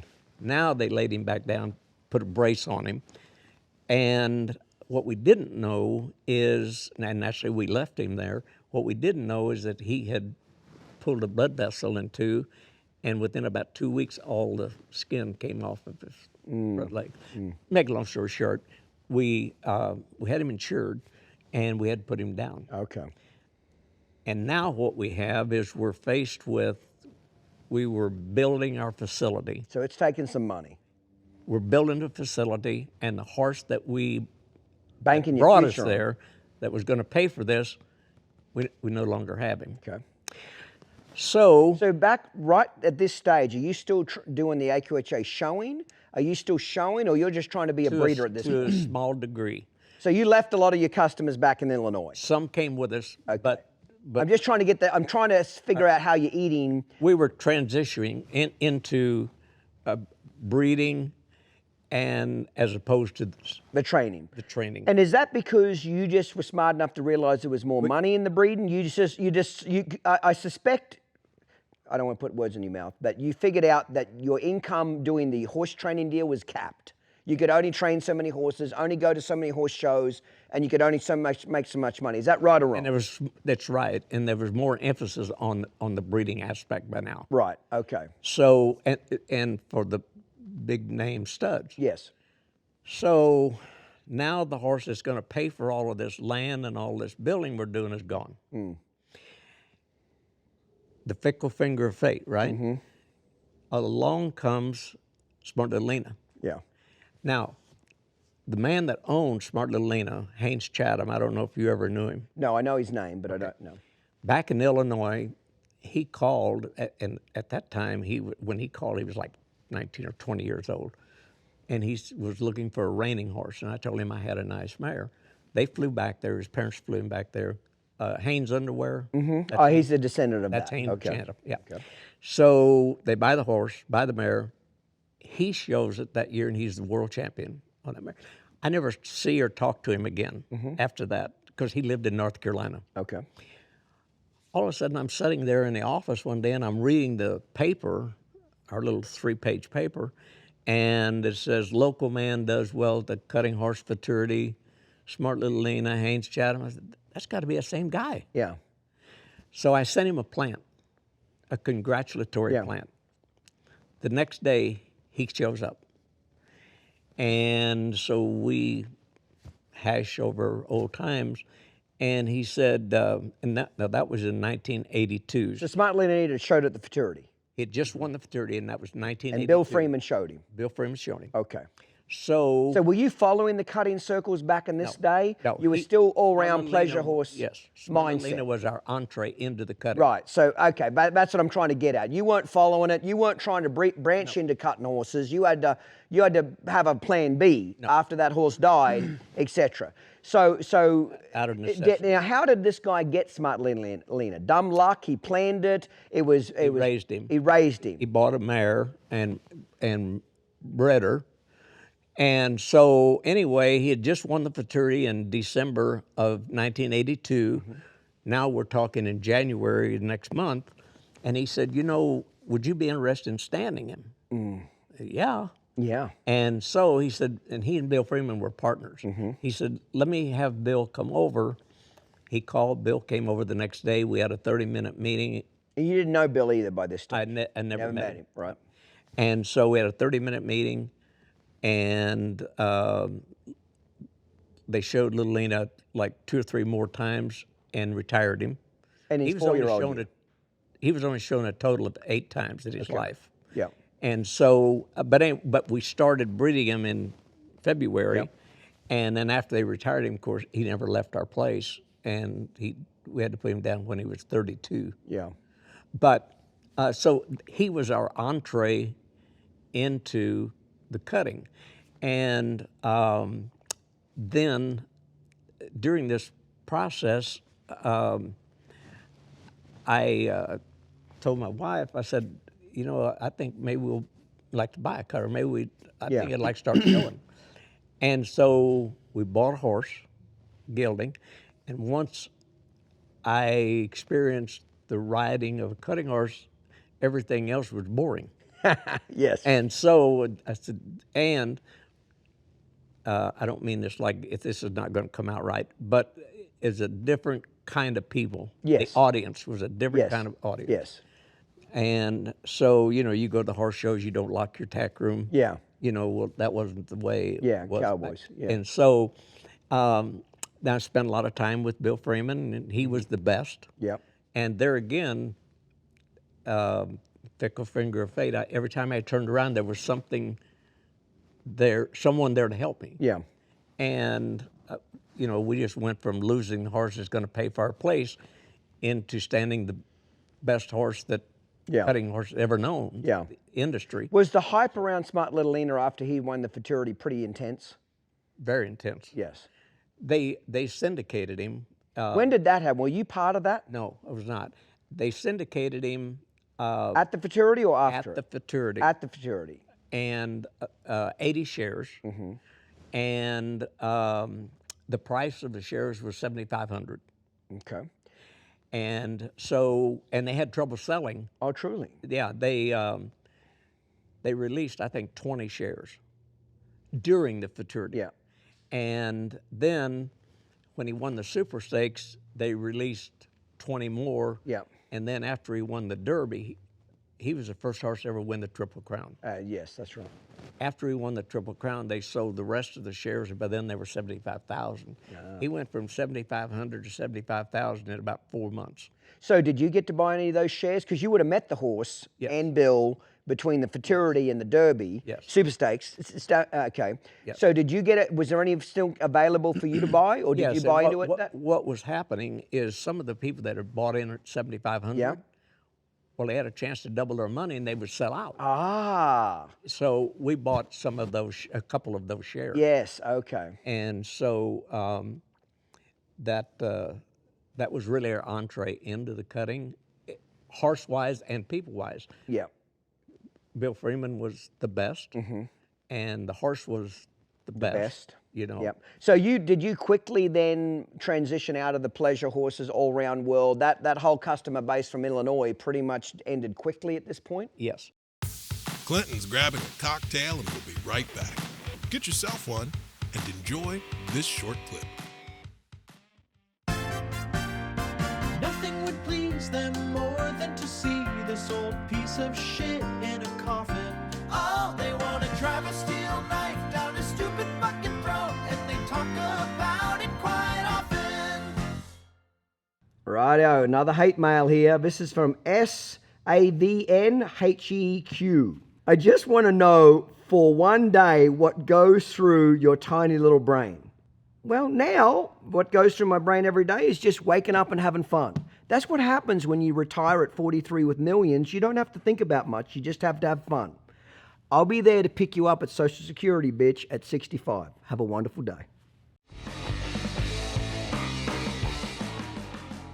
So, Tommy, we're back after the break. So basically, define fate, you and Smart Little Lena get together.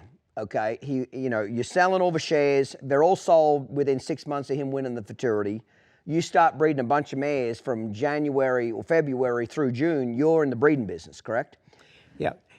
Well, according to the rules of the syndicate, he could only breed 80 mares Oh, truly? plus 10 for expenses. Yes.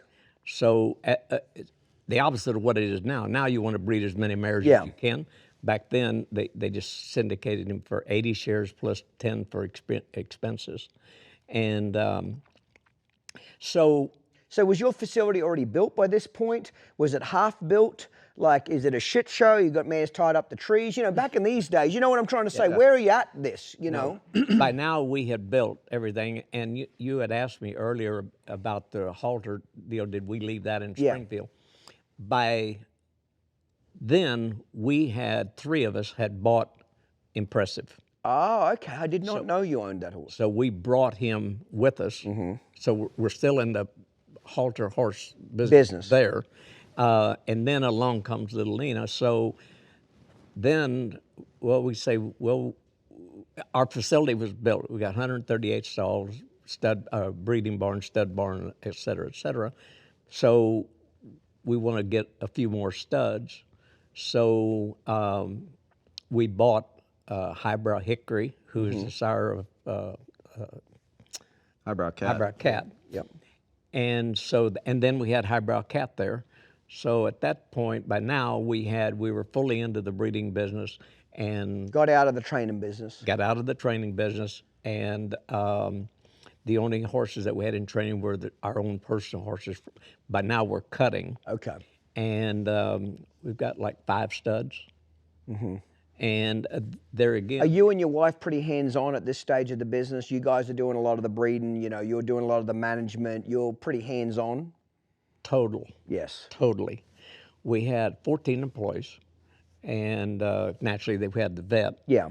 And so my wife, of course, ran the office. And then we got this guy. He's coming along by that time. And he and I are showing. Yep. Cutters.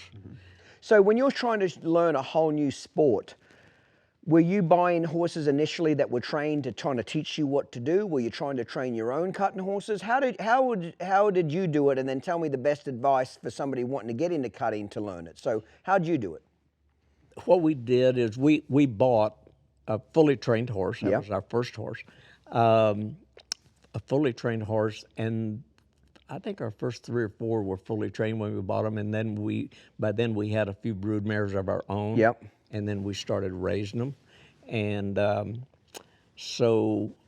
Was it a big change for you to go from the pleasure world, horsemanship world, reining world, to now put your fucking hand down and you know, let them work a cow? Was that a big change for you? Did you struggle with it?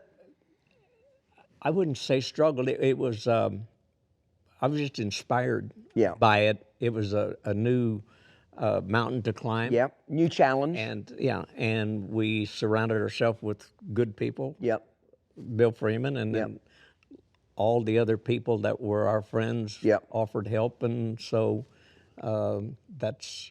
And then by then Kyle was showing, and so we really had a great time. Yeah. And Going down the road as a family without having customers. So you're going down the road showing cutters as a family. You're not trying to go down the road with cutters as a customers. Right. Right. And my family was with me at the office. Yeah. The office every day. Yeah. You know, how many people can say that? Yeah. That they could take their kids to the office every day. Yeah. you know? Yeah. And so I really enjoyed it. And Were you on the road quite a bit showing cutters? yeah, I would say so. Yeah. Took a motor home. How'd you get the horses around? What'd you Had have? a motorhome, And a bumper pull trailer behind it, or you tried a separate truck and trailer to talk the horses? full What? horse trailer. In a bumper pull behind the motorhome? Yes. Yep. Yes. And but Kyle really came into his own. I'm not saying this because he's just sitting there, but he was tremendously talented. And he. So he's showing in the won youth more- divisions? Is he showing in the youth divisions? So like I had, you know, showed pleasure horses just for a little while and showed at the Congress and a few other little places, but it didn't hold me. Yeah, it didn't keep you busy. Not at all. And you remember riding your first cutter? Absolutely. And how'd that do? So, you know, I always loved the horses, loved being around them. I enjoyed riding, but I didn't want to ride pleasure. Yeah. Like, I mean, if I got on one and rode out in the pasture Yeah. and ran through the pond, I mean, like, that was awesome. Yeah. But, you know, I But you were young enough to do the youth cutting, yes. that division. So whenever we kind of made the change, we were getting into the cutting in the beginning. I cut a cow one day, and I told Dad, I said, I'll do this. Yeah. This I will do. So was there any particular skill set that you can distinctly remember from the pleasure days and the horsemanship days and the all-round Western ride and reining?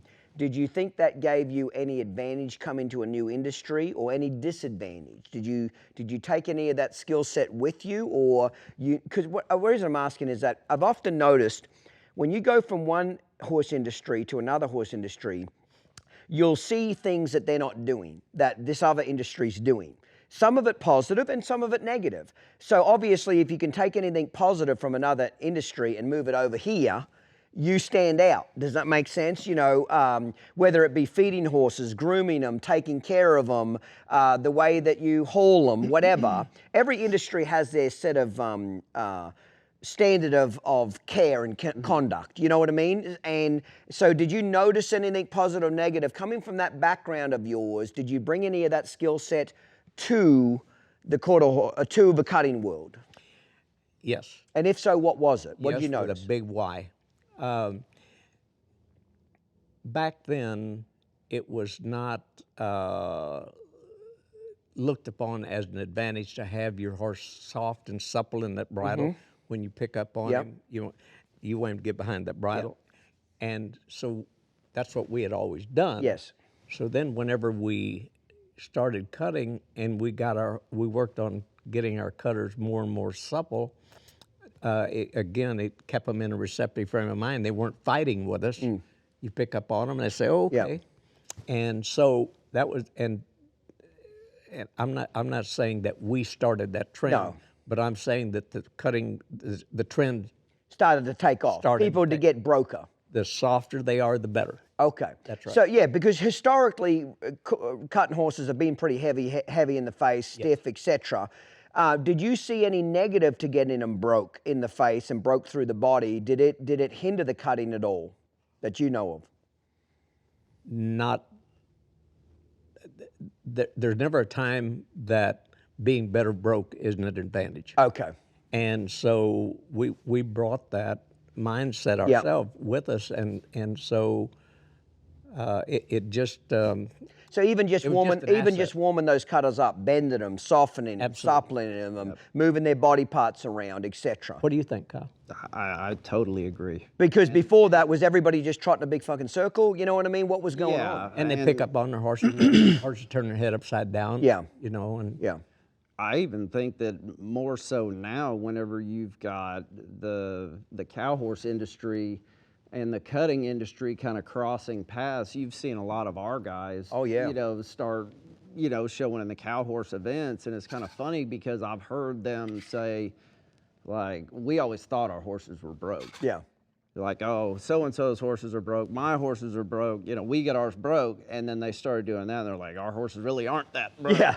I always laugh, people don't like, I get criticized a lot for how broke my horses are. Soft, supple, and I come from a reining background, okay? So I get beat up a lot. And I've had to really work on this, and a lot of it is, at least 50% of it is fair criticism, that my horses look too reinerish on a cow. Their heads are down too much, they're not eye appeal, they're not cowy enough, etc. And that's all very fair criticism, and I've been working on that to try to not make my cow horses look like reiners. They got to look bright-eyed, up, working a cow, etc. So I've really had to try to find some middle ground there. My horses, and as a general rule, are way too broke and don't pay attention to the cow. Other people's horses are real cowy as fuck, but they're not broke. When you pull on the son bitches, they root their nose out. I always joke, the cutters might say the horse doesn't have to be real broke. You wait till you have to go change leads on one.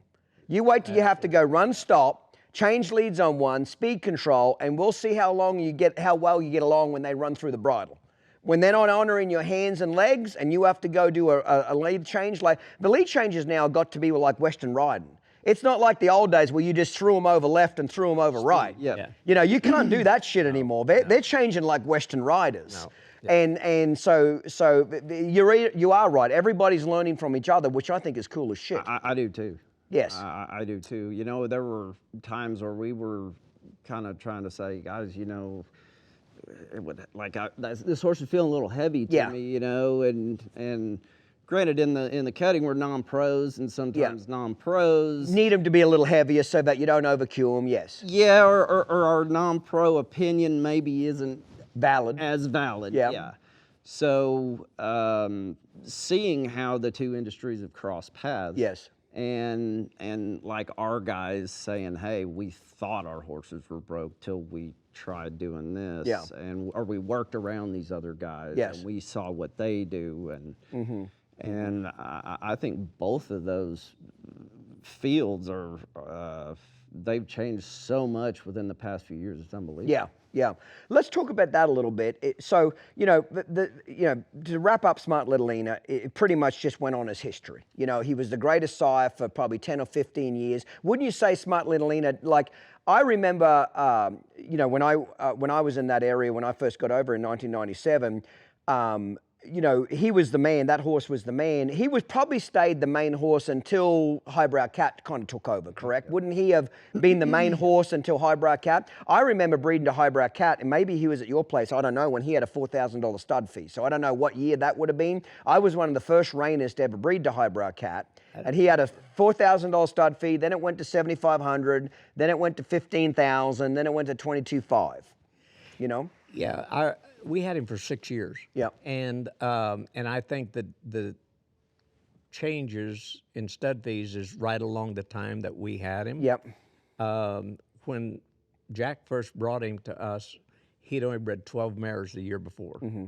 And did anybody really know, like, let's talk truths here. From what I remember about that horse, he never won a hell of a lot as a cutting horse himself, correct? Correct. Okay, so did anybody really know what that fucking thing was going to do as a sire? Did it catch everybody by surprise? Like, obviously Smart Little Ina won the Futurity. You could see what this son of a bitch was going to do. He set the world on fire. Highbrow Cat, from what I'm gathering from his show career, didn't set the world on fire as a career and money won. Is that a right or wrong statement? What he brought to the table originally, he was out of a Smart Little Lena mare. Okay. Smart Little Lena was a great horse himself. He revolutionized the cutting industry. Yes, he did. But his daughters really, really took off as brood mares. And that was the greatest thing early on until Highbrow Cat come along with his own merits, that he was out of a Smart Little Lena. But really where that horse set the world on fire was in his ability to produce, correct? Correct. Yes, but what I'm getting at is back when you're first standing him, and like you said, he only bred 12 mares, nobody thinks they got a gold mine here, correct? I'm not saying we're talking bad about the horse. I'm just saying we've got a horse that's going to stand. He's unproven. Yep. We hope all the best, but nobody's got a magic wand to know what the fucking thing this is going to do, correct? Yep. Okay. At what point did everybody figure out, or did you figure out, holy shit, we might have a real producer here. We might have a sire here. You're talking about Little Lena? Yeah. No, Highbrow Cat. Highbrow Cat. I think maybe after his second crop. Yeah, he had some, early on, like he had a few good individuals out of a smaller group of mares, and they made you notice them. Yeah. And it was like, wow, he's an okay show horse, but man, look at these, few really outstanding ones. He was out siring himself. He was. No question. Yes. No question. And I don't mean that in a disrespectful way.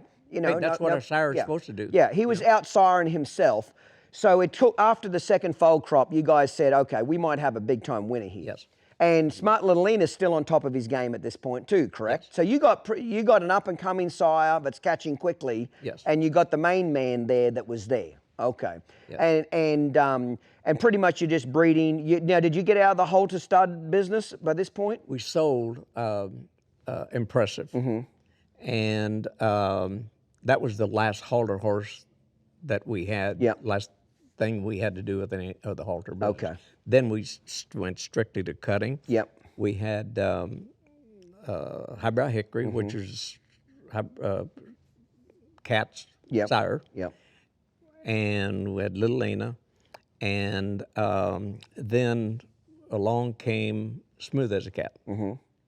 And so we were just so fortunate that every time we turned around, good things were happening. It was just amazing how we have been blessed, and I just can't say enough how appreciative we are. Yes. I am. Yes. And to have a great family, and Kyle is my best friend. Yep. My son. So what have you seen change then in the cutting industry? So when did you move to Texas? What year would that be? 1980 something? 79. 79. Yes. So let's just say shits and giggles 80, okay? From 80 till now, what could you two, and pipe in here, Kyle, what can you say is some of the biggest changes you've seen in the cutting horse industry, whether it be in the type of horse that's being ridden, from the way it's built, conformation to the way they cut? Have you seen different cycles and things change since then? I mean, I think so.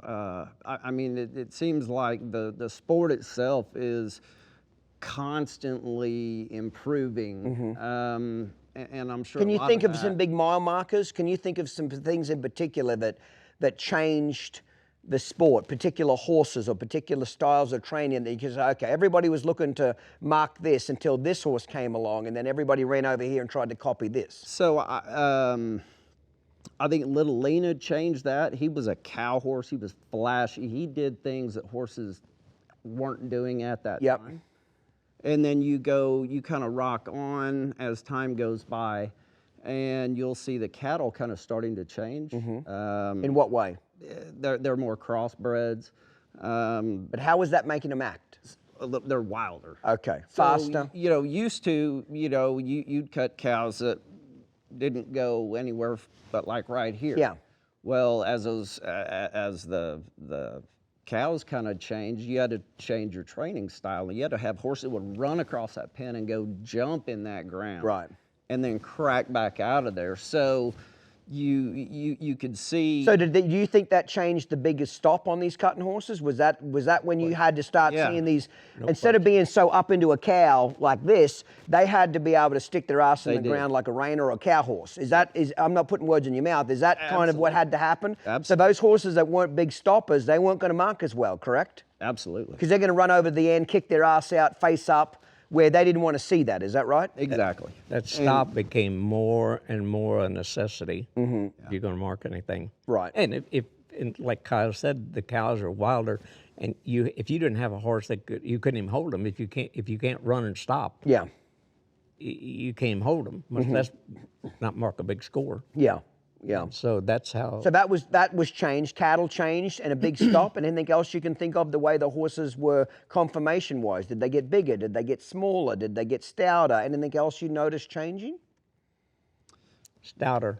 I think. I think to do what they have to do now. You mean wider, or just stronger in general?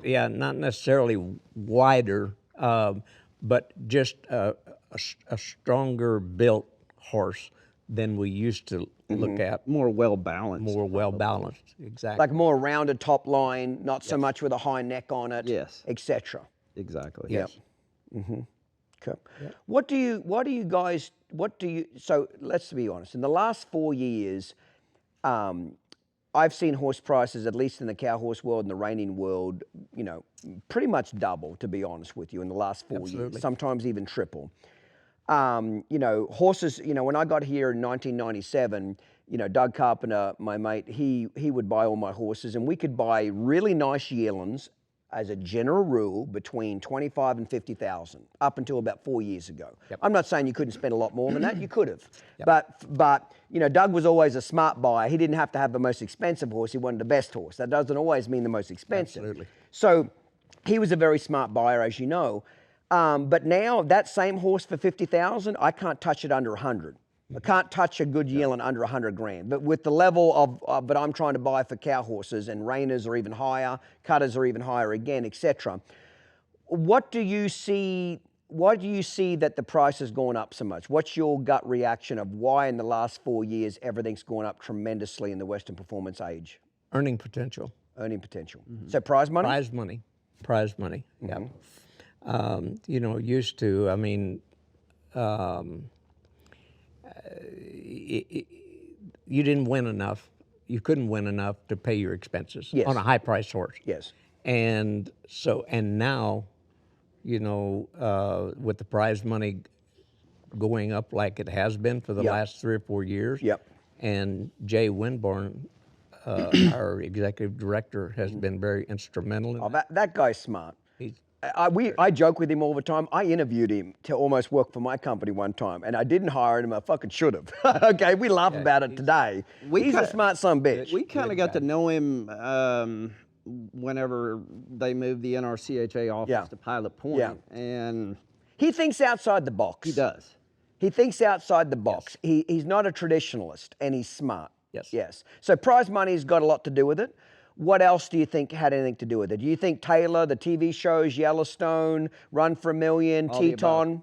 All the above. All the above. All the above? Yep. Okay. I think that the Yellowstone created an atmosphere.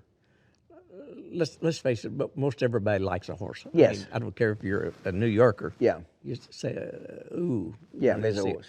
And I think that Yellowstone really magnified that. Made it cool again. Yes. I think it did. Yes. Yeah, made it cool again. Western way of life. Yeah. Any potential negatives you see with the price of horses doubling? What's to me, there's always a yin and a yang. For every positive, there's always an equal negative. What would you say it is? Is it knocking the little guy out of the business? Just what I was going to say. Yeah. I would say it's regardless of the phase of the business. I mean, if you look at barrel racing, you look at rope horses, you look at, the horse business in general across the lines. Horses are costing more. Yeah. Even a turd, a reject reiner, reject cutter now, they're still bringing 30,000. You don't get much horse for under 30,000 anymore, on any level. Would you agree or disagree? I'd absolutely agree. absolutely agree. Well, it seems like it's only going to keep getting higher because of these rope horse futurities and the barrel horse futurities and all that incentive money. I don't see it slowing down. Do you? We just paid. No, I don't. We just paid our horse smooth as a cat up in the roping futurity deal. Yeah. The incentive, and I just think that the earning potential that's out there now justifies, asking those big prices. Yeah. So the negative. Sorry, what'd you say? The negative that you just alluded to is not everyone can play at that level. Yes. But here again, I think Jay has really, really come along to help the grassroots cutter, the weekend cutter. Yep. And he's done a wonderful job doing that. And that's a tight rope to walk. Of course it is. Yeah. And especially in his job, it's hard to keep everybody fucking happy. That's just, really you're not supposed to keep everybody happy because you're slightly pissing everybody off at all times. Because if you don't cater to the open trainers, they get butt hurt. If you only cater to the fucking rookies and the non-pros, they don't get butt. You get what it's a tough job, his type of running an association like that. Yep. Because you're trying to be as fair as you can to all disciplines, and as humans, we're biased towards our niche. The open trainers are going to be biased towards their pocketbook. The non-pros are going to be biased towards their pocketbook. It doesn't mean we're bad people. It just means we're fucking human. You know what I mean? So it's a difficult job no matter who does it, but he does an exceptional job. So let me ask you this then. Where do you see the sport of cutting going in the next 5-10 years? Do you have any direction of where you think it's going to go? What's the next style change? What's the next niche? Man, that's a tough question. It's like every year you say, well, it's just getting tougher. It's just getting tougher. And just before this past futurity, going to the different pre-works and you're around different people watching their horses, and there's a lot of young guys out there that are like talented guys and showmen as well. And you're seeing, there were some guys that, I didn't know very well, but man, their horses were really looking good. And so that level, that bar, it just seems to keep going. And it's kind of funny because you think, well, how can it get better? And then you rock on a few years and something changes. You say, man, I didn't think it could get better. But you're just, So let me ask you this. Across the board, I think that there's a lot of talent out there. Yeah. Let me ask you, Tommy, if you had to give young people advice now wanting to get into the Western performance industry, whether it's cutting, because everything you just described in reining, I see as well. I just went to the Cactus Classic to show out there, and they had the qualifier for the Run for a Million horse show of Taylor's in Vegas. I think the lowest slot for the top 15 was like a 226.5. Ooh. That was the lowest slot. Wow. A 226. That's unreal. I've watched the whole full day of qualifiers. It was a whole full day of qualifiers, like 130 horses. I shit you not, 110 of them were marking, between a 222 and a 226, okay? Isn't that amazing? And it was extremely tough. I actually walked away from that horse show because I'm kind of getting out of the reiners. I got one more reiner to show, and after he goes home, I'm strictly getting into the cow horses and moving into the cutters, okay? But I walked away from that horse show, and I spoke to a buddy of mine. He said, how was the horse show? And I said, I'll be honest. I said, I'm kind of glad I'm getting out of reiners. And he said, why? I said, the fucking level of talent these horses have to be now is shocking. When you have to mark a 226.5 to get the lowest slot to make Run for a Million, and there was 100 horses there that marked a 224, 225, phenomenal. See, at least in the cow events, cow horse and cutting, we can all have a great horse each, but a cow's an equalizer, isn't it? You bet. It's an equalizer. You might have a slightly better horse than mine, but if you don't get the right cows or don't get cut the right way, I might have a chance to beat your ass. The reining now, it's just a horse and rider. There's nothing to equalize them now except the horse. That's a good point. There's nothing. Great point. There's nothing to separate those top 50 horses. And okay, let me take that back. What's separating them now is a bobble. It's so tough now, if they take a little trip, a step, a quarter of a spin more, you're done. Yeah. It's that level now that one little mess up, you're fucking done. Yeah. So I said to my buddy, I said, if I was a reining horse trainer now, I'd be a little bit worried because it's always been about stock. you can take the greatest trainer in the world, but you put him on an average horse and he looks like an average trainer real quick, okay? And as a young trainer, I always used to envy those really good trainers thinking they were Superman. It wasn't until I got around them a little bit more I realized, yeah, they're sure good trainers, but they're sure riding some dirty good bitches. Yeah. You put them on an average donkey, they don't look like Superman anymore. Well, in that sport, if you're not riding the horse flesh, just go home. You bet, you know, and now they obviously have levels of level 1, level 2, level 3. So they've got playing fields. That's the saving grace. They've got, that's the only saving grace, is they've got a playing field for all the trainers now. But holy shit, that open level, it is tough, you know. And so I just walked away thinking, oh my God, if you're an open level 4 trainer, you better be hunting that next horse. You better be, and they're so expensive now that you know, the owners have to have some pretty deep pocketbooks to go play this game now at that open 4, you know, that level 4 level. And I see that with the cutting, and I even see that within the cow horses now. What's cool in the cow horses, for years, you could go buy those 7, 8, 9-year-old really well-trained bridle horses for $50,000. That was a lot. Now, 4 years ago, that all changed. You can't buy those really good world's greatest horseman horses for under $250,000. That's even if they'd sell them. Most of them won't. That's a good event, isn't it? Most of them won't. Most of those top bridle horses, you couldn't get them bought for $500,000 now, which is awesome because it's been in training for minimum of 5 years. Got started as a 2-year-old. They're 7-year-old at the minimum when they show there. Usually most of the world-greatest horses are 8, 9, 10, anywhere from 8 to 15, really. Sure. So yeah, the damn things have been in training for 5 to 10 years. They should be bringing that kind of money. So it's tremendous that event is taking off. So the horses are bringing, you know, what the owners got in them, for Christ's sake. You know what I mean? $75,000 now. That'll get you a nice roping horse, but that ain't get you the best one. You know what I mean? 5 years ago, you give $75,000 for a rope horse, you're riding the dirtiest son-of-a-bitch out there. Now, $75,000 don't buy you the best roping horse at all. You know what I mean? 125, 150 might get you close to that, but not 75. Those roping fraternities and the barrel fraternities are, you know, I mean, they're the saving grace for those events. You used to not think of a roping horse with any earning potential. No, not at all. How do you know what it takes to become successful? Talk to someone who's done it. Clinton Anderson became a multi-millionaire by leveraging his passion for horse training into a global brand and media empire, starting with nothing but the change in his pocket and the will to succeed.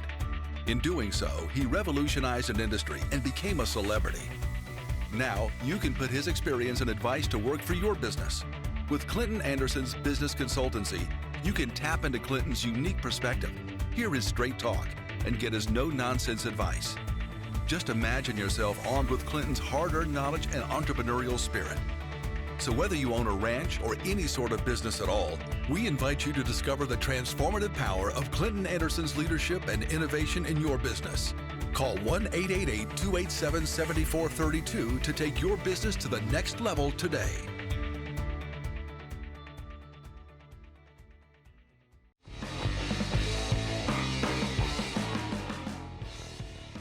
So Tommy, after this break, we're going to wrap up here. If you could go back and mentor yourself at 18, 19, 20, what would you tell yourself to do differently in your life, or some of the greatest lessons that you could think of? What would you like to tell yourself? You know, there's not much I would change, and here's why I say this. Again, I was able to make a living doing something I really enjoy. Yep. It provided me, or because of the horse business, I met the woman of my dreams, and I have my son, which is my best friend. Yep.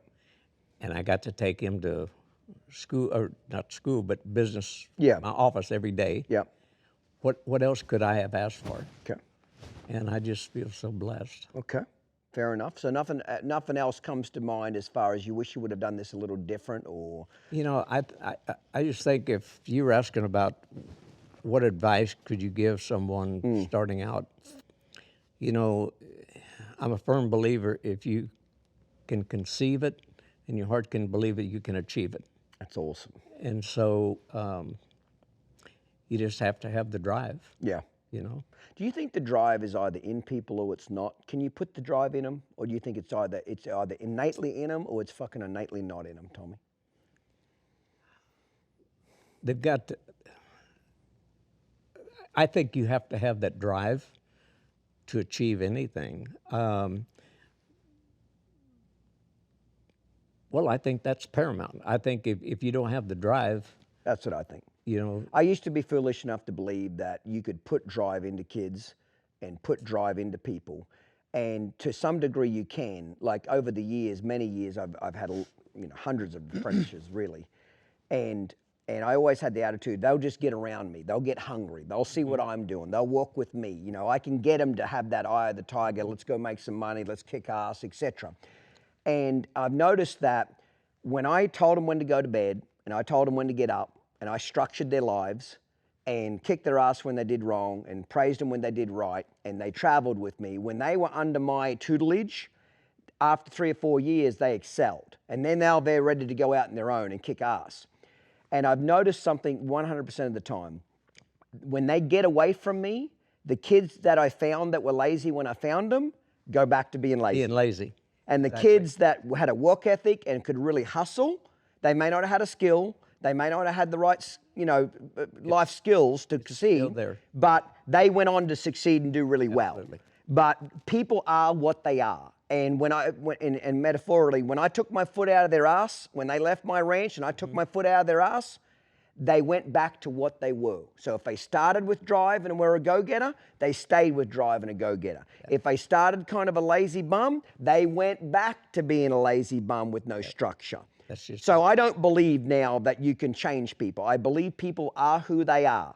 You can change them as long as there's structure and you're really controlling their lives. But ultimately, they got to be part of their own rescue. Have that desire. They've got to. I always have a saying: I'll help anybody, but you got to be part of your own fucking rescue. If I throw you a life preserver, you sure as shit better grab a hold of it and kick like a sumbitch to get back to the boat.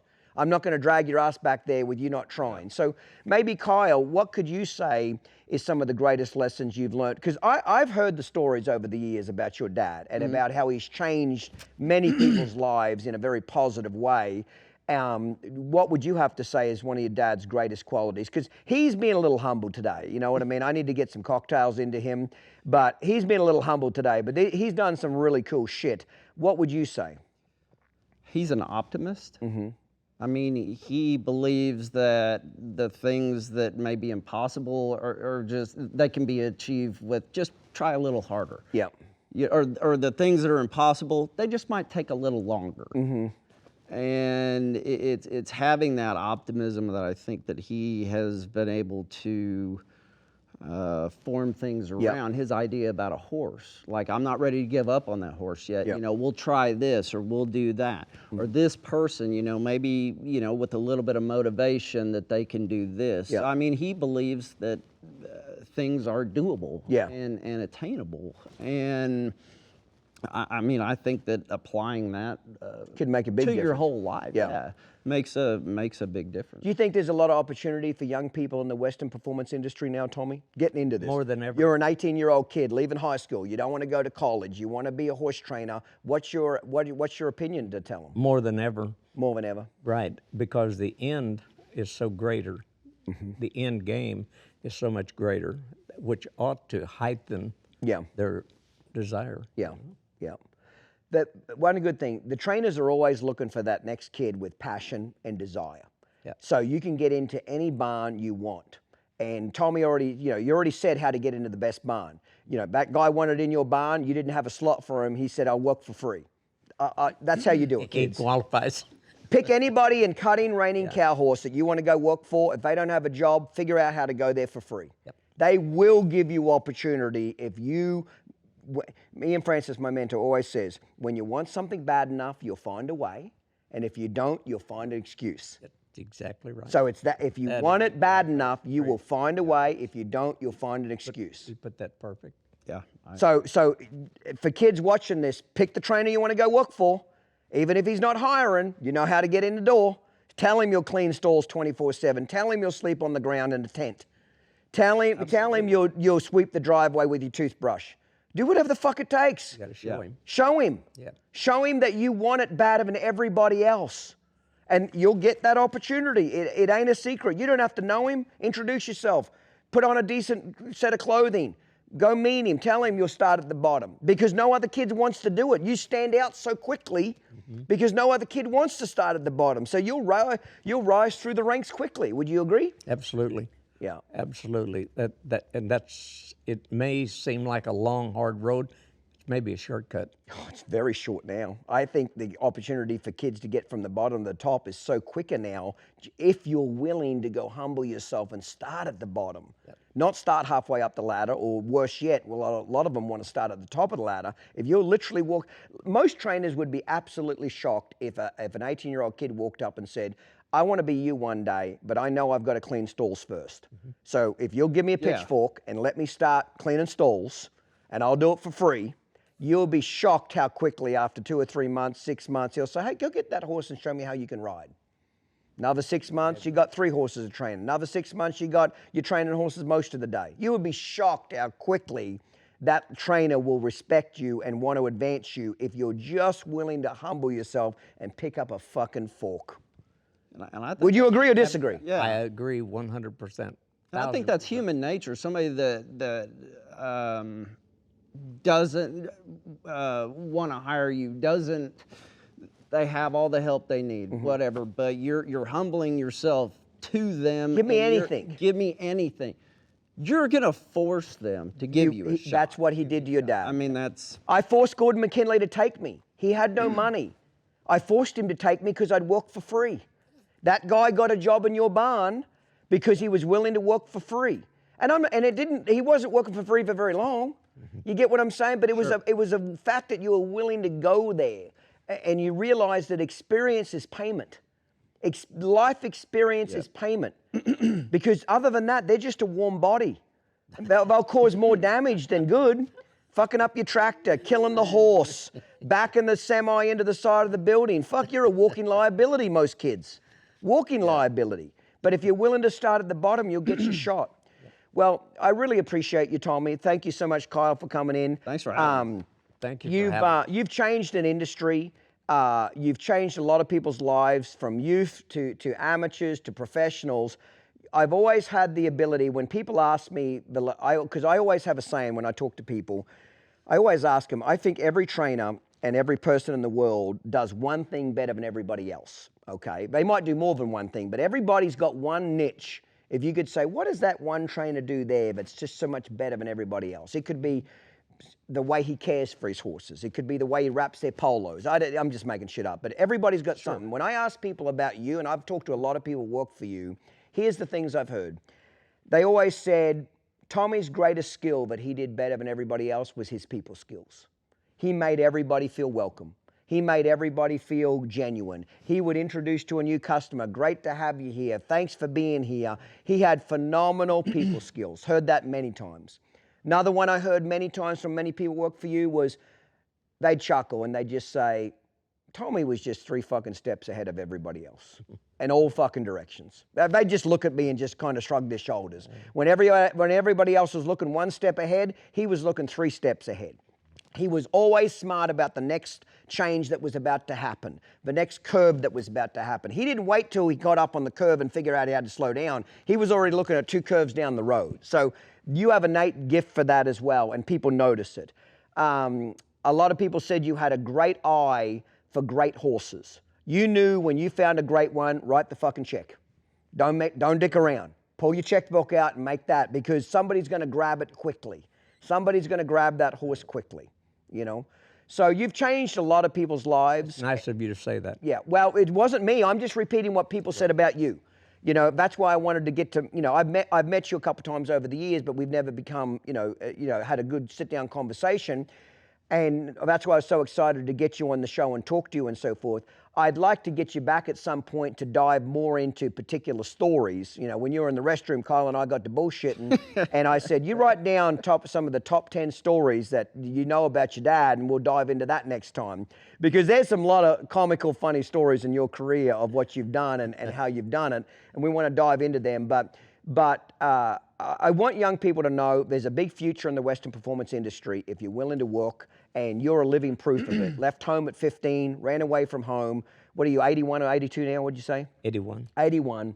You've made a small fortune, might be a large one, you tight son of a bitch, okay. And you've done well for yourself by having that attitude of nothing is fucking impossible. Yeah. Nothing's impossible. You surrounded yourself with great people, you surrounded yourself with great staff, you rewarded the great staff, and you built people up around you. So cheers to you, Tommy. Thank you, mate. Kyle, cheers. You're a lucky son of a bitch to have this as your father. Very true. And, very true. And just proud to have you both here. And thank you for being here. And thank you for everything you do for the horse industry. And I'll thank you on the behalf of every kid that came through your doors in the last 65, 70 years that you either fired, you either kicked their ass, or you either gave them a raise or you taught them a lesson. There was still a lesson there. Even if they got their ass fired, there was still a lesson there. So a lot of them probably haven't thanked you, but I'll thank you on their behalf that there was a lesson there. Cheers, mate. Thank you. Thank you, mate. Today's episode was filmed and produced by Uncut Productions, marketing by Stewart & Associates, and organized and administrated by Down Under Horsemanship. If you enjoyed this episode, be sure to hit the subscribe button and leave a rating. Follow us and stay up to date on social media, including Facebook, Instagram, TikTok, and YouTube. See you next time, mate. Cheers.